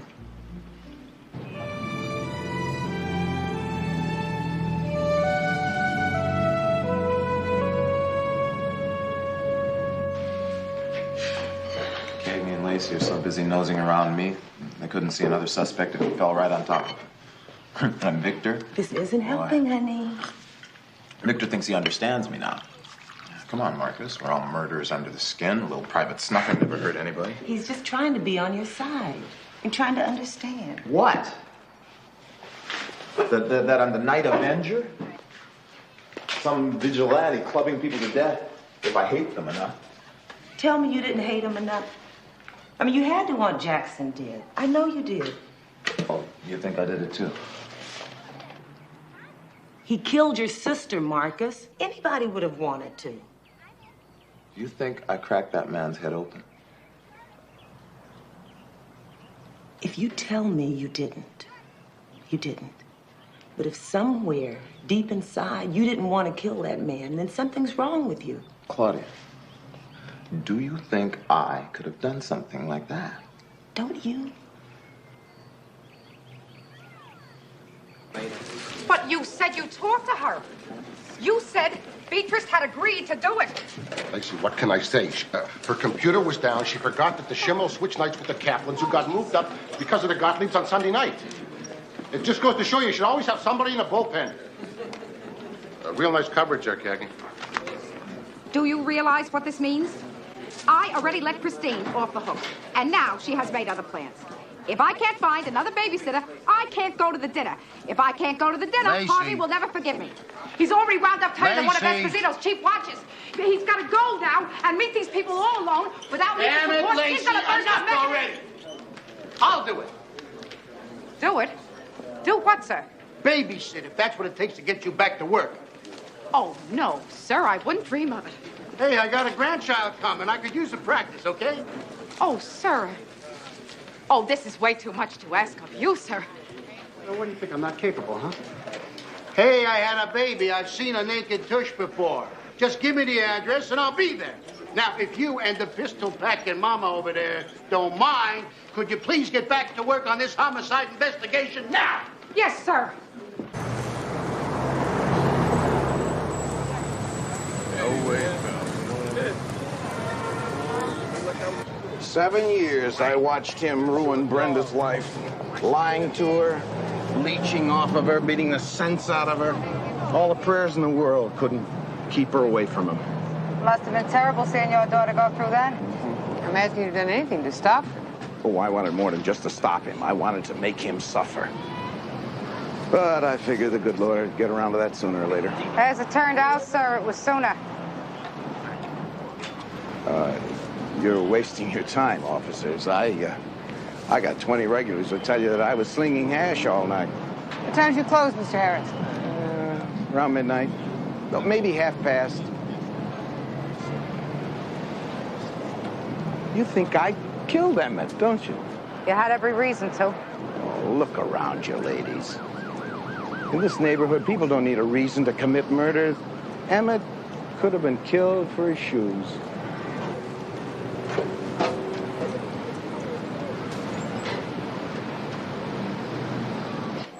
So it wasn't the father, it wasn't the daughter. Which puts us right back where we were before. Hey, Josie. Hey, Cagney. Got a news report for you. The Jackson homicide. Bingo.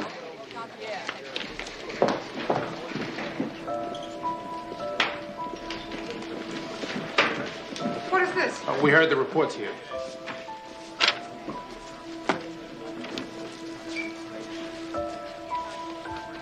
Hair fiber and blood particles discovered beneath the victim's fingernails.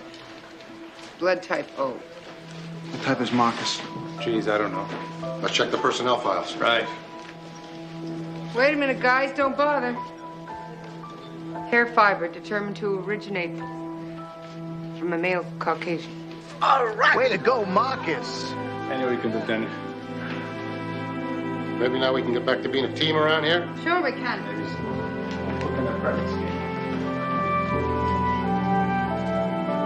No easy leads left on this one. Thank God. I got a feeling we're not going to find that missing cross either. Sergeant, you got a visitor out front. Thanks. I'll be out in a minute. May I call him?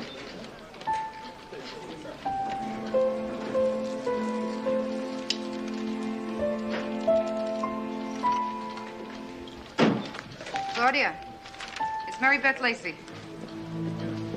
May I speak to Marcus, please? Hi, you got a minute to talk?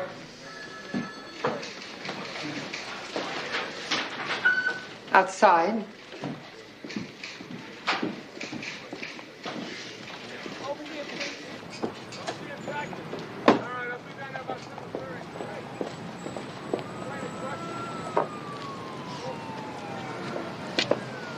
Got your Pulitzer acceptance speech worked out already? Of course. I never leave home without it. Boy, you really saw me coming, didn't you? Worked me like a bunco artist works his mark. Chris. You couldn't ask up front, could you? No, that's not your style. It beat you honorable. Would you have consented if I had? Once in a while, we all resort to our natural charm to get what we want. Well, it's different with me, pal. See, this is my work. Well, it's mine, too. I'm sorry if I hurt you. You're a cop, I'm a news hound. We both do what we have to do. Fine. So you filled your column, and I got taken for a ride. End of story. Just wait a minute. What? Look, when I first met you, I was attracted to you. Not to the squad commander in skirts, to you. You just couldn't resist the temptation to use me. All right, Cagney, I'm a lowlife. I took advantage of you. I'm sorry. I'm sorry for blowing your faith and your friendship. And I'll tell you something else, that the hardest part about this whole thing was leaving you at the end of the night. God, that was hard. Cagney, you say what you like about me. I got some scruples. If you finished your spiel, I'd like to get back to work. What about tonight? What about tonight? Still got 2 tickets, the Golden Gloves. One of them's yours. Forget it, O'Brien. I've got other plans tonight. Hey, I meant everything I said to you. The mouth, the eyes, even the part about the stardust.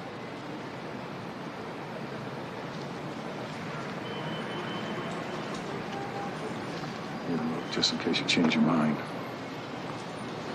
Don't hold your breath.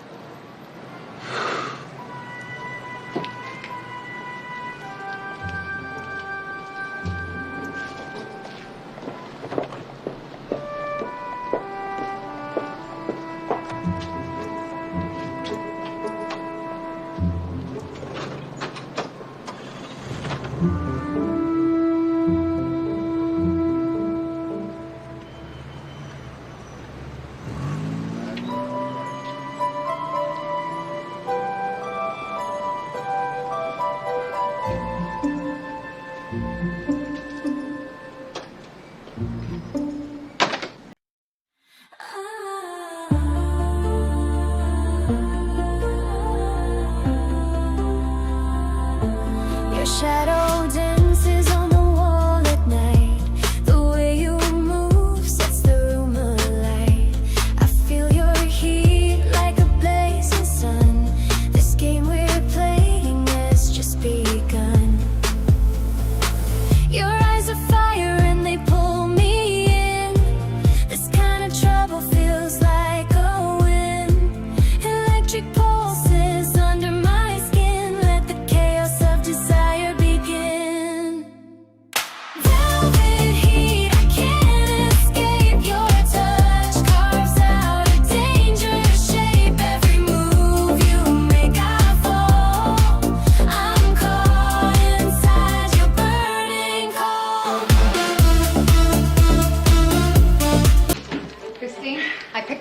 book. Gourmet garnishing for the working woman.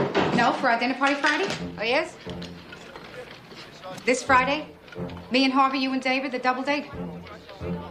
Oh, yes. Anyhow, this book, it shows you how you can take squash and make it look like little swans. And your tomatoes, Christine, you can take tomatoes and make them look like a bouquet of roses. Right, Beth, you don't have to make a big fuss. I could feed David Keeler for the rest of his life, Christine, and never fully repay him for saving me from that review board. I mean, I feel like a criminal not doing it sooner. I should have done it in October, but then you and me got sick and all that business with Harvey Jr. and the holidays. It's soon enough. It's Friday. Right. Excuse me. Sorry, Cagney, but the lieutenant squad reports are due first thing. It could rain paperwork, Coleman. It wouldn't ruin my parade. Yeah, well, good luck behind the wheel. Don't drive us off the cliff. Rightio. Oh, thank you. Thank you. Ah! The sweet smell of success, Mary Beth, huh? To us. Nothing wrong with this picture, right? Howdy, Cagney. Inspector. Inspector Lacey. Good morning, sir.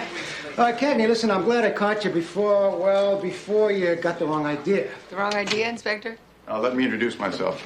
Lieutenant Jim Thornton. Lieutenant Thornton? I've heard good things, Detective Lacey. And about you too, Sergeant. Oh, well, thank you, Lieutenant. It's nice to meet you. Lieutenant Thornton here will be holding the reins in Samuel's absence. Temporarily, of course. I don't understand. He's a top instructor at the academy. Just submitted a study to the department, The Paradigm of the High-Tech Precinct. Well, I'm sure it's very interesting, Inspector. And I thought it would be a good time to give his ideas a try around here.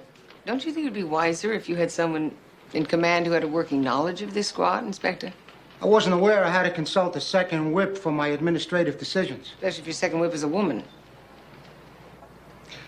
Lieutenant Thornton is in charge, Sergeant. End of discussion. Jim, Detective. Sir?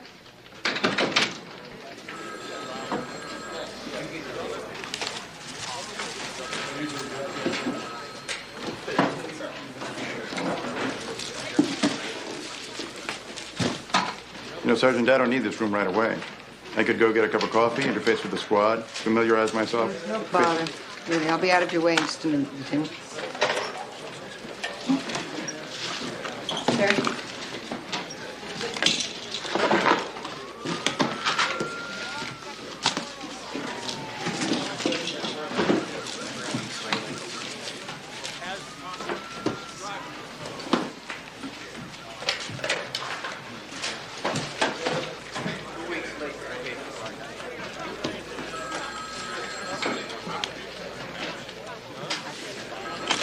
He's in my office. I know it.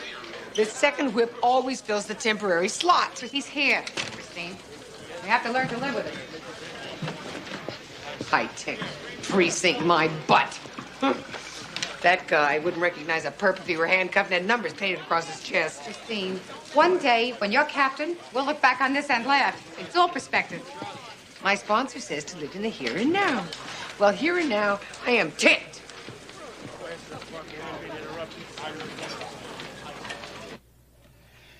Okay, babe, throw the breaker. Okay. Voila. Oh, Harvey? Huh? This is wonderful. You know what would be perfect? I'll pick up amber-colored bulbs. It's such a warm glow. Yeah, I don't know how you stand that midtown gridlock every day, Mary Beth. The week of it, I'm ready to strangle anyone leaning on your horn. Okay, this is how we start. Bright and cheerful with the appetizer, get the conversation going. Yeah, do you know how many permits I needed just to break ground in Manhattan? And deliveries? Forget about it. Well, it'll be nice to watch the numbers add up in the bank, though, huh? Should I make rumaki or pate? Liver's liver, whether you wrap it or grind it. I don't know. I'm taking in more, but it doesn't go in my pocket. You should see the rental prices on the equipment. Hey, aren't you the one that always says headaches go with the territory? Yeah. Now, we turn it down a little more for the main course, and we light the candles. Yeah, don't get the scented ones, all right? Then when you find a company that's not committing highway robbery, the equipment is all screwed up. Yesterday, a track on a bulldozer wouldn't move. This morning, a crane wouldn't start. You're right, Hart. Classic white tapers. A little stress goes with success. A little too much with this job. Okay, and what do you think of this for dessert? Hey, Don't get too much in the mood here, Mary Beth. This is a thank you dinner, not the grand seduction. Uh-huh. Uh-huh. You start playing footsies under the table, and I better feel my toes tingling. Mm-hmm. And this here, that's very romantic.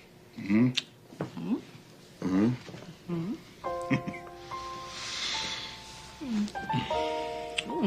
Is that your toe, Mr. Lacey?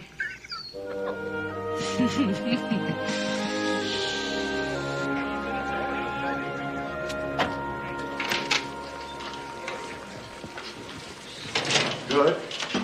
Is Becky? Jordan. Good. Carassa. Lieutenant, I've been reading your paper, and quite frankly, sir, I can't put it down. This is inspirational. It's illuminating. Thank you for the feedback. Detective Esposito, isn't it? E-S-P-O-S-I-T-O. Good. Sergeant Cagney, a moment with you about assignments, please. Detective Lacey, excellent.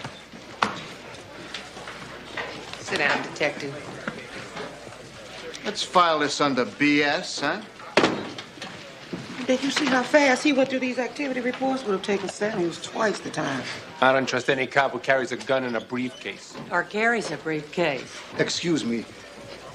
I'm looking for Victor Izbeki. In the flesh. How can I help you? My name is Mordechai Shbekovich. I'm your cousin from Tel Aviv.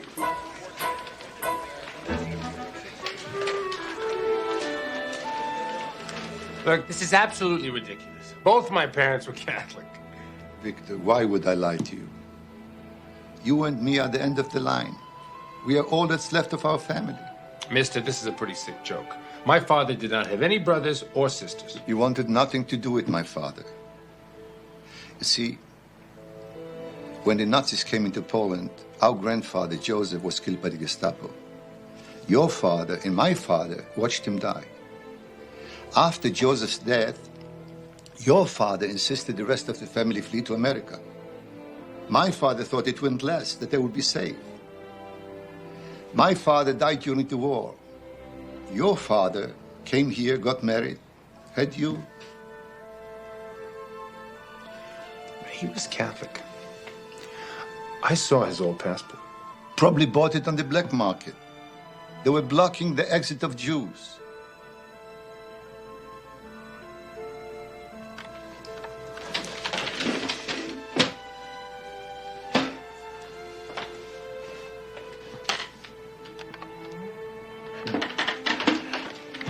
Victor, I wouldn't have come at all, but you see, last year my mother, God bless her, passed away. Then I learned of your mother's death too. We are just you and me.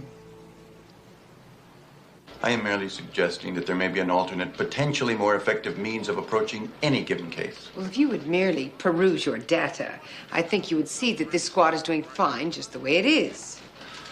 Are you saying there's no room for improvement? You're probably wondering what we're doing on this pathetic case.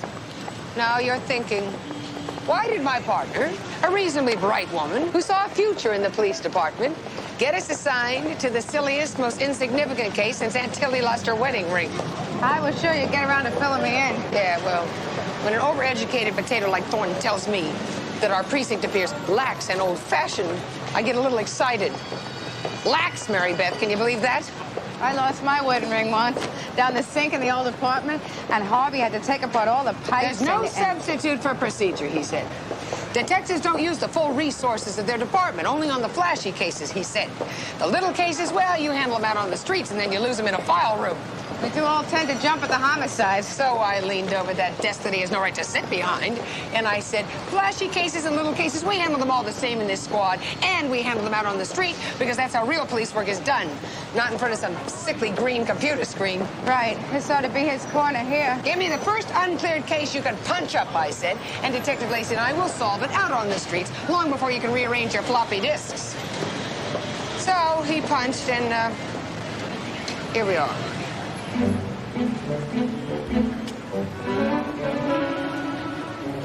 Mr. Romanos? NYPD, sir. You reported a missing hot dog cart.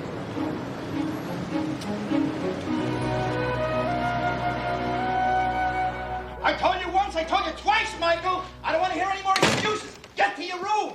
What is going on, Harvey? I come home from work, the kid has got every light in the house on. I could hear you all the way out in the driveway. Who do you think is paying the bills around here, huh? I don't want to hear any more excuses. Honey, please, try not to go crazy. Crazy? Look who's talking. You're burning enough for all of us with your big dinner for the hotshot lawyer. What are you talking about? I'm talking about mood lighting. I'm talking about $80 a piece for champagne. Honey, you told me yourself get something nice. I mean, David Keeler saved us $5,000. I didn't think you were going to spend it all on dinner, and you shouldn't even be having champagne with Chris here. I asked her already. She can deal with other people drinking. Is there anything else you'd like to jump down my throat about? Well, it depends on what's next. Maybe you want to redo the wallpaper to match the crown roast. What is with you, Harvey? You're yelling at Michael, you're yelling at me. If we had a dog, you'd be kicking it. Now, this is about more than a few extra light bulbs and a fancy dinner. What's wrong, Harv? Nothing. Well, it doesn't look like nothing from my corner of the ring. I don't want to talk about it, Mary Beth. Leave it, okay? Okay.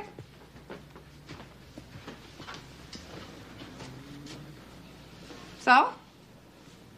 What's going on at work? Nothing. I'll handle it myself. Handle what, Harv? Is it labor troubles? Are we going to lose the contract? It's my problem. Honey, if you have a problem, I have a problem, too. I'll deal with it myself. Deal with what, Harv? Deal with what, Harv? So we're up till 3:05 in the a.m., playing 20 questions in every single room in the house. And finally, Harvey lets out that this equipment trouble he's been having looks like a lot more than bad luck. Who's after him? Some contractor underbid? He doesn't know. But he found water in the gas tank of his skip loader, and it hasn't rained in 3 weeks, Chris. And somebody stole a pin from a bulldozer track. The list goes on. The question is, who's behind it? The question is, how come he didn't tell me in the first place? How come I had to drag it out of him? Well, it's his world, Mary Beth. It's his domain. He doesn't need his wife running after him, flashing her badge, you know, trying to settle the scores for him. That man can be so pig-headed sometimes. Not like you. I beg your pardon? How did it end? A draw.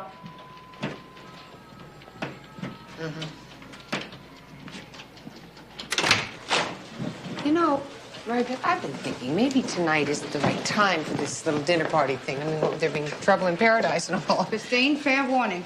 The next person that says one negative thing about my dinner party in honor of David Keeler, attorney at law... 7:30 it is. I'm bowled over by your boundless enthusiasm.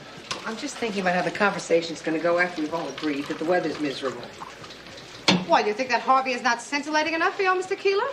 I didn't say that. Harvey's a very smart man, Christine. He learned about life by living it. I know he's smart, Mary Beth. It's just that he and David don't seem to have a lot in common. Well, you and I are not exactly identical twins, and we have managed to find something else to talk about besides the weather. You're right. It's going to be great. Of course it's going to be great. Unless Harvey goes off on one of his conspiracy theories. As long as David is not his usual argumentative self. It's tough to get Harv to come up for air once he's on a roll. David would disagree with his own shadow. Cagney 14th. Yeah, hi, Sharon. What'd you get? You're kidding. Okay. Yeah, thanks. I owe you one. What? Lieutenant Thornton and Inspector Nelman are squash partners. They play every week. Why am I not surprised? Another hot dog cart got ripped off. With my condiments. You know, Mary Beth, it's the people we work with that make this job so special. A ham sandwich? Give me that. Man, Victor. I'll get my wife to get some gefilte fish and potato cool. Don't worry. Spekovitz, my friend, have I got a deal for you? Not now, Esposito. How to speak Yiddish in 6 easy lessons available on portable cassette tape. And look, a pillow speaker. Learn to speak while you sleep. Not now, Esposito, huh? I don't want to scare you, Victor, but I hear at your age circumcision could be very painful. Why don't you guys leave me alone, huh? Just a little good-natured razzing, that's all. Well, I don't think it's so funny. My father lied to me. Sergeant, there's a call you better take. Yeah.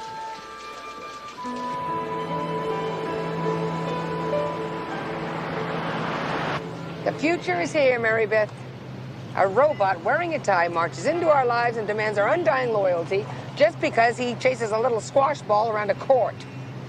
Did you say he was Ivy League champion? And he always lets Nelman win. You don't believe in playing the game to get ahead, Christine? Well, I don't run around in white shorts saying, great shot. Or you really tore the cover off that sucker. We supposed to turn left or right? Who gives a rip? Christine? Left. And left again.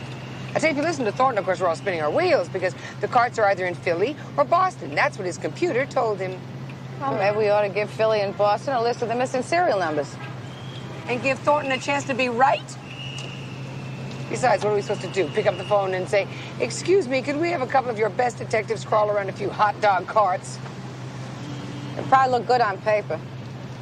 First rule of robotics, Mary Beth. Never let the truth get in the way of the facts. Central to car 21. 21K. Your squad informs Central that Detective Lacey's husband has been in a minor accident and is currently being treated at St. Vincent's Hospital. 10-4. Put the bubble on. You said minor, Mary Beth. They always say that. Can't believe I let him go there. You want me to drive? I cannot believe I let him go there when I knew what was going on. But you want the light, Mary Beth. But you... Watch the car! Dr. Newman to OBGYN. Dr. Newman to OBGYN, please. Thank you. Dr. Harris, OR staff. Dr. Harris, Relax, babe. Just a few lousy stitches. No big deal. No, it's no big deal. Typical day. Get up in the morning, you go to work, and somebody in a crane dumps a load of lumber on your head. He missed. Who are you trying to kid, Harvey? A guy named Swansky comes onto my site this morning, tries to muscle me in front of my men. Swansky who? I don't know, he owns some rental equipment company. Waltzes up to me in a $500 suit, but I could still smell him underneath. Mr. Lacey, wouldn't you rather rent more reliable equipment from my company? Just a matter of time, Mr. Lacey, before you see it my way. I told him. I turned down your sky-high bid before, and I'm not changing my mind. 4 hours later, this happened. How long's the crane operator been with you? I came on temporary when we fell behind. Sure. Tied to Swansky all along. I'll run them both through the computer. Swansky's not pushing me around, Mary, but he's nothing but a punk on the streets. Ain't kind of rough for a punk car. What if you hadn't jumped out of the way, huh? What if you hadn't been so quick? Look at this. It's your favorite work shirt. There's nothing on the crane operator. Probably gave Harvey an alias. I'll tell you, the Swansky guy gets around. Racketeering, charges dropped. Criminal damage to property, tried and acquitted. Murdered. Reduced to manslaughter, charges dropped. Let's nail this sucker. You got it, partner.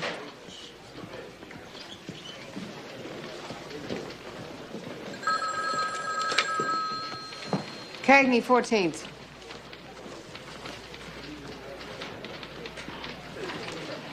Yes, we'll be right in.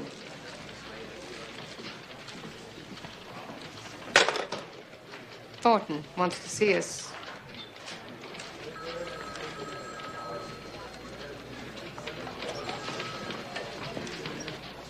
You're familiar with regulations, Detective? This is a case involving your own husband. If you participate, it won't make it to court. Court? Excuse me. I would like some consideration here, sir. I am assigning Carrasa and Esposito, and I'll make sure it gets top priority. Look, Lieutenant, if you've got an attitude towards me, fine, but don't take it out on my partner.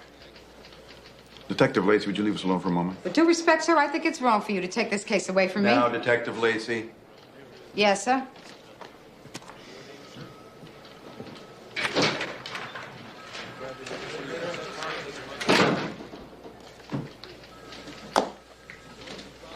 If there's an attitude, Sergeant, I'm the one who walked into it.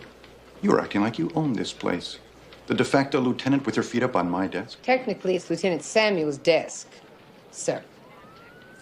I will not be made a lame duck by you. A little more experience might make you a little less insecure. Should I put that quote in your jacket, Sergeant? Any more little outbursts like this, and that's exactly where it's going, with a reprimand. Are we clear? Crystal.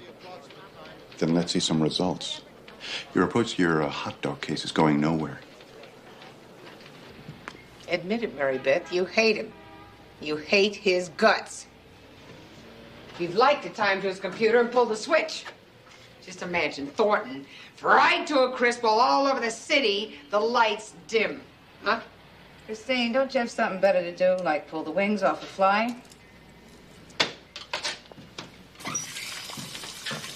Mary Beth, you're not really serious about going through with this dinner, are you? What? The dinner, Mary Beth? 7:30. Tonight? Christine, it has been a long and difficult day. But not for one moment would I allow myself to be robbed of the happy festive evening that Harvey and I have so eagerly anticipated. We'll be waiting for you.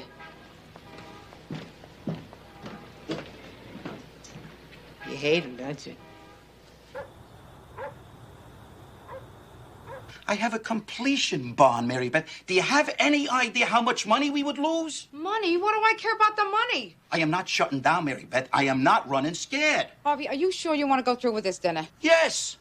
I'm not going to let Swansky ruin our lives. There are guys like him in this business all the time. Every time you move up a rung on a ladder, Mary Beth, there are guys waiting to get a piece out of you. I'm only saying shut down till Manny and Aleph had a chance to make their case. You can't go back to work like nothing happened. Well, maybe I should just pack it all up, huh? Forget about a life of my family. Is that what you want? Because unless I deal with this, that is what is going to happen. Are you putting on a tie, Harvey? Huh? I have worked very hard, Mary Beth, to get to where I am. And I have to decide right now, is the game going to be played by Swansky's rules? Because once you start dancing, Mary Beth, you can't stop the music. Honey, it's 7:27. David and Christine are going to be here any minute. You haven't finished dressing. I have finished dressing.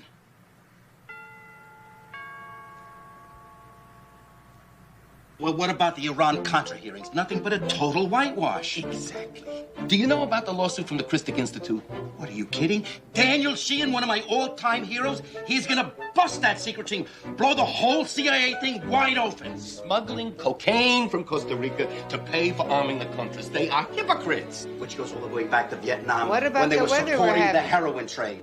Further, What about it? the CIA hired those goons when they tried to bump off Castro. I get it.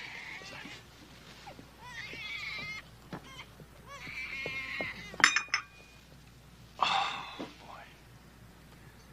That was an incredible meal, Mary Beth. Thank you. Chris, we have to get her recipe for crown roast. Mary Beth, your place is so warm. It's homey. You got a nice backyard for a barbecue. Chris, wouldn't you like a backyard? For what? Yes, sir. Yeah, she likes a late night snack like her daddy. Hi there. I'm gonna get her something to Who's eat. here? Look who's here. Could I hold her? Well, what do you say, sweetheart? You want to meet a world-class lawyer? Say howdy do. Yeah. How are you doing, little Alice Christine? Huh? Are you hungry? Huh? Oh, look at this. You're a real cutie pie, aren't you? You certainly are. I got an idea. You wanna say hi to your namesake, huh? Hi, Alice. Say hi. Such a beautiful girl. Yes, you are. You are a beautiful girl. Harvey, come and look at this, Harv. Two beautiful girls. Look at this. That could be your this. kid. No, I mean it. Look, with your hair and his eyes, it could be their kid, Harvey. Oh, look at that. Harvey, come and look at this. Is this the cutest thing you ever saw in your whole life?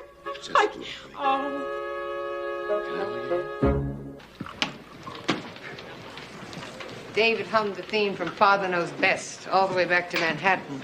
Poor man. He didn't even complain when Alice painted chocolate sauce all over his tie. Did he tell you he's going to the next Democratic Club meeting with Harv? Oh, yes. If I had a kid brother, he'd be playing baseball with him. I think I had him pegged all wrong, Christine. He's a lot more like Bill Cosby than Harry Hamlin. 14, Sergeant Cagney. Hi, Mr. Romanes. Uh-huh. Where? Are you sure? Okay. What? No. You let us handle it. All right? We'll be in touch. Okay, thank you. Bye. The hot dog vendor. A very happy man. He saw his cart last night at Sinclair's, an art gallery in Soho. What was it doing there? Dispensing hot dogs, he said. At an art gallery? Sort of reverse chic. They were having an opening, a soiree of some kind. Anyway, they wouldn't let Romanes in. So this morning he wants to go over with his stevedore cousin, Spiro and Yanni. I told him we'd take care of him. Any substantive response from Philadelphia yet, Sergeant? Unfortunately, Lieutenant, we've been unable to interface with the appropriate hot dog division. We do have a promising lead in Soho, sir. Deny it if you want, Sergeant. The fact is, success in contemporary police work is dependent on telecommunications, not shoe leather. A week served doesn't hurt either.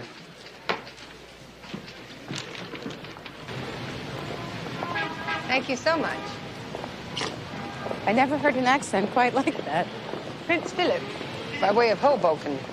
Too bad Mr. Romanes didn't spot his cart a little earlier. Bud's catering must be pretty busy to truck that cart out last night. You want to check it out, or do we call Philly instead? I have a theory about our Lieutenant High Tech. The longer he keeps me on the squad room phone, the easier it is for him to keep an eye on me. So let's check it out.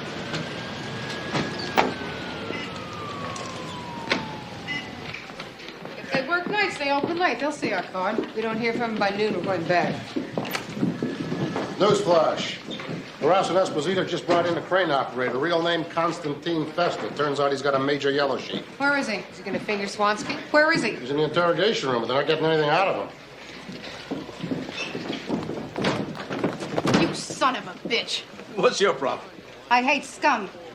Swansky put you up to it, didn't he? You know, that was an accident. Maybe a hiccup. Who knows? Wrong answer, mister. Try again. Easy, detective. Hey, you got nothing on me. Now, out of my way, lady. I'm a free man. Mary Beth. I said try again. Back off, Mary Beth. You see what she did? Yeah, you tripped. Maybe hiccups. Maybe you find your accident prone if you don't get the hell out of my face.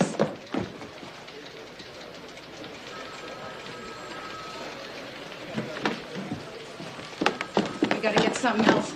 Look, Lacey, I know how you feel.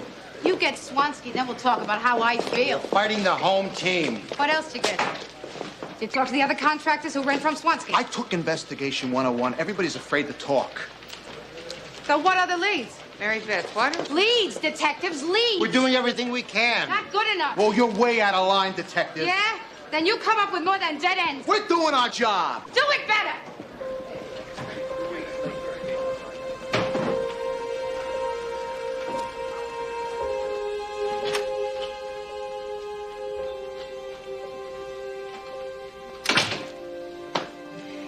You all right? Look at me, I'm shaking here.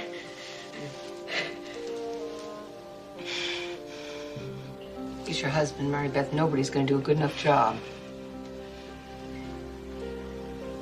Every morning when I walk out the door, I know in the back of Harv's mind is he may never see me again. This morning, I watched Harv walk out the door.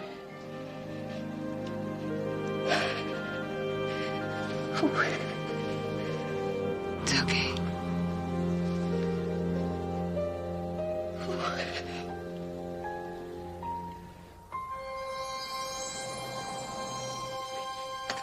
I told Carassa I'm in. No, you were not wearing any wire, Harvey. Leonard Swansky murdered a construction foreman. He found out the man was going to the cops, and he stabbed him to death. Mary Beth, the assistant district attorney, said if we can set up a meet with Swansky. Did you go deaf, Harvey? Stabbed him to death. You want to wear a wire and then go testify? This man is a professional. That is exactly right, Mary Beth. And if he is going to get me for going to court, he is going to get me anyway because I am not giving in. Honey, the department doesn't need you. We do a setup, we do a sting, and we put somebody else in. Mary Beth, the police have never been able to make any charges stick. Nobody is willing to stand up for Swansky. Nobody is willing to carry the ball. Yeah? Who elected you team captain? Oh, Mary Beth, don't insult me. What is it with the men in this family? Got antlers growing on your antlers. What, are you trying to send a message to Harvey Jr.? Yeah, maybe I should have sent him one a long time ago. Huh? Maybe if I hadn't worn the apron so much, he wouldn't have had to leave. That is not true.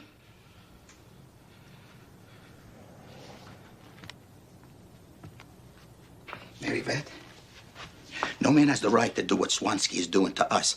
I am going to wear that wire. I am going to get that bastard.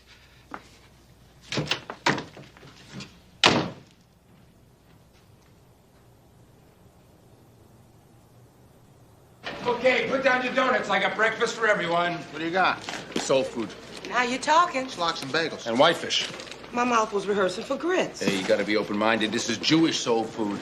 Come on, guys. Eat. I thought you didn't like being Jewish. No, it's the rest of us Jews who aren't too thrilled about having to claim him. You got to admire him, Mary Beth. How many times have we had people come crying to us for help, and then when we ask them to lift a finger to make the case, they're out the door? So we risk our lives to protect them. It's our job, Christine. Yeah, well, I think maybe we should work together sometimes. Sure, work together. We send somebody into a lethal situation while we sit out in the car drinking coffee. And then if there's any trouble, we rush in, hopefully in time. If for anyone else, Mary Beth, you'd wire him in a minute. It's not anyone else. It's Harvey. We already tried that. Tap his phone. Catch him threatening other We contractors. tried that, too. No judge would give us an eavesdropping warrant on the word of only one contractor. None of the contractors are willing to make a statement here. They quake in their boots at the very mention We of could set up a Swansky's. sting, sir. It would take too long. This is the best way to get to Swansky before he gets to anybody else. Lieutenant, I think it's a shortcut. And I don't think it's safe, sir. Excuse me, Lieutenant, we're aware of all the risks involved here, and none of us, including Mr. Lacey, would do it if there were another way. We'll have double the usual backups, and the location has excellent access.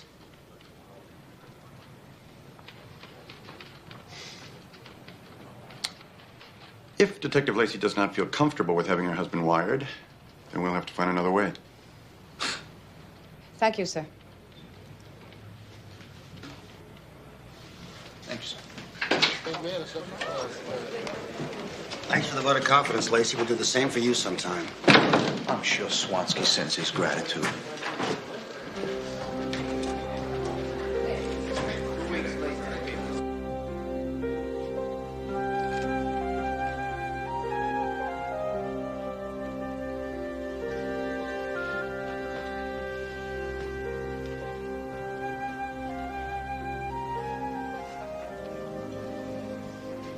Aren't you coming to bed? I got work to do. Harvey? Leave me alone, Mary Beth. You've done enough already.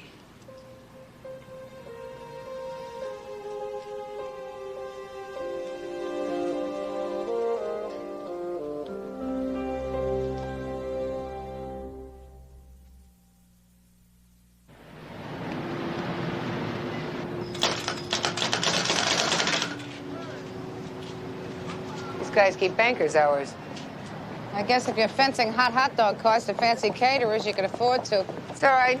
I could wait here all week to serve this warrant. Just to see the look on Thornton's face would make it all worthwhile.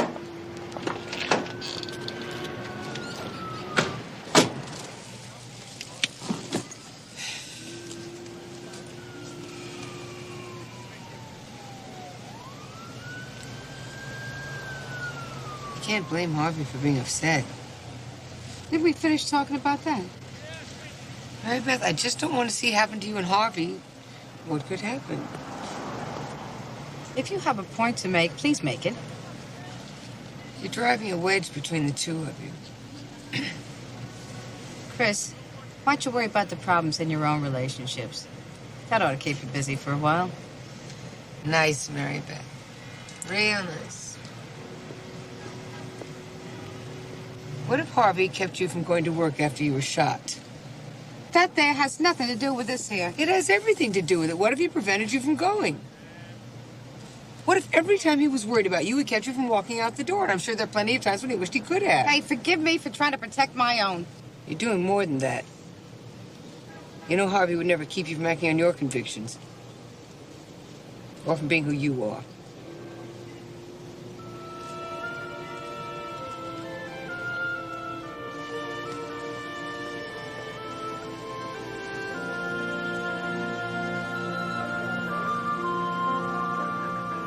Harvey Lacey. Harvey Lacey. Don't look down at your chest.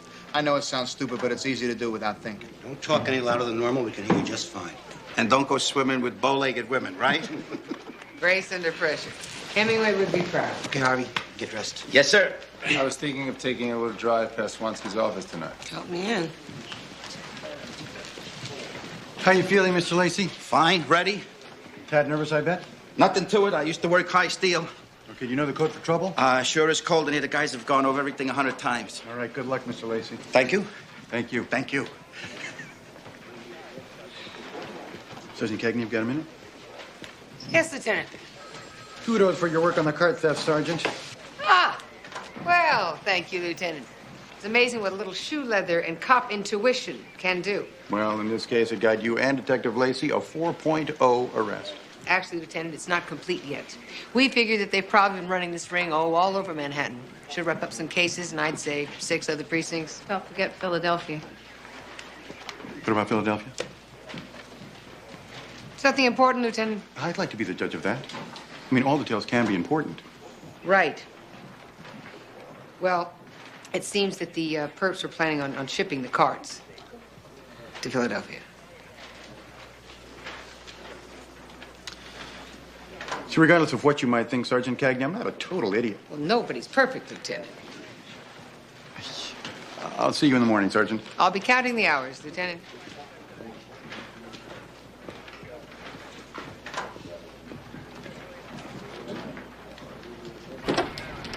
Come on, Hob, let's blow this cop shop. I'm ready. Thanks, Mary Beth.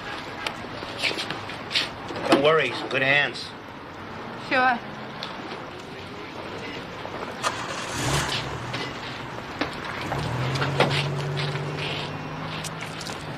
Be careful, Mr. Lacey. I will, babe. I love you. You know you just said that to Manny and Al?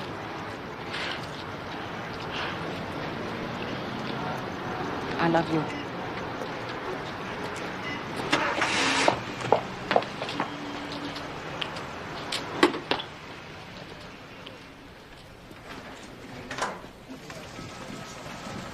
I was talking with Detective Monkchick. Monk's learned to form sentences? Yeah, almost. He's telling me about this Chinese restaurant on the corner down by the subway. I didn't even know it was there. I mean, I must walk past it every day on my way to work. It's funny how sub's right there. You never even pay attention to it.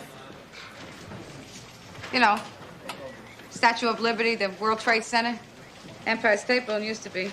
Mary Beth? Huh? It's working. What? Your watch. I'm sure it's working.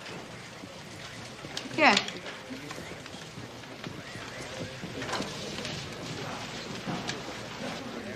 All the stakeout sweeping on?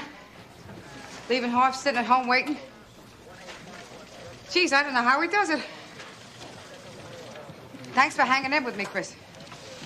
You bet. Lieutenant Thornton did the right thing backing me up on this. Yeah. He's not the one I should be angry at. He's just an ambitious pawn. It's the old boy network. That's why I didn't get the lieutenant spot. That's what happened. I think I can't handle myself. Well, we know different. I may not get my own squad. Yes, you will. Because you deserve it. And because you're smarter than the old boys in this world. Anybody order a pizza in here? David! I came as soon as I could. I thought you might want me to be here. How are you, Mary Beth? Any word yet? No, not yet. Well, we'll wait together. You did. All the way from Brooklyn? I was nearby anyway. I figured it was yours and Charlie's favorite. Come on, let's dig in. 7 o'clock. It's going down now.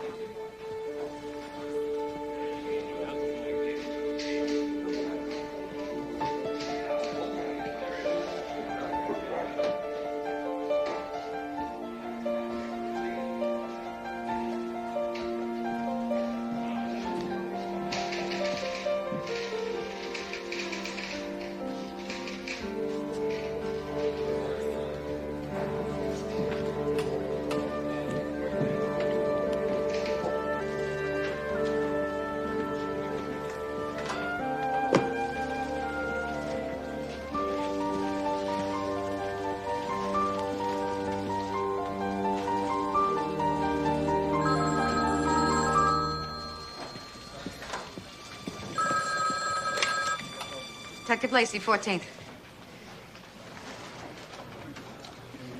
No, ma'am. Detective Hernandez does not come on until midnight. Okay.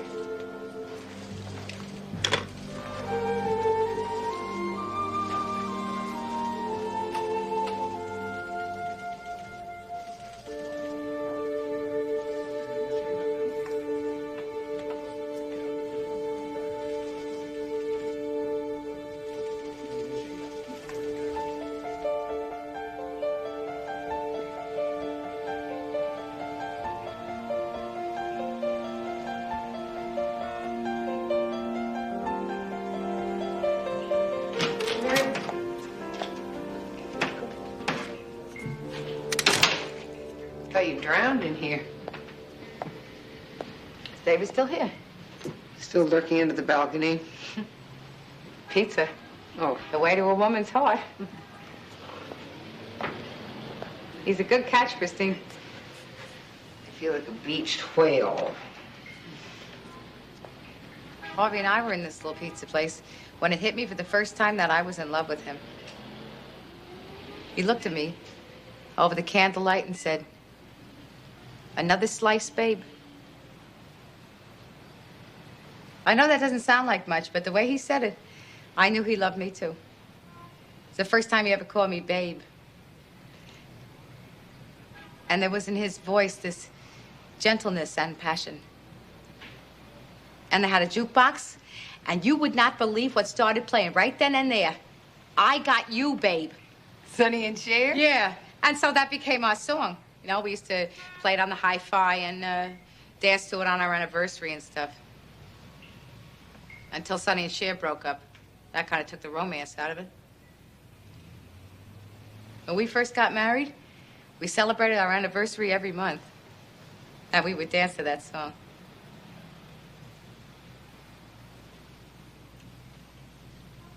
Don't do that to your hair. You got a brush? No. Well, when Harvey gets here, we want him to look at you and say, "You look delicious, babe."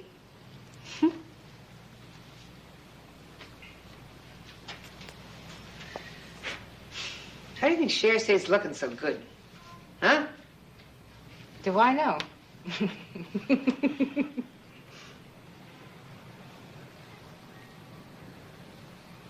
Something's happened, I know it.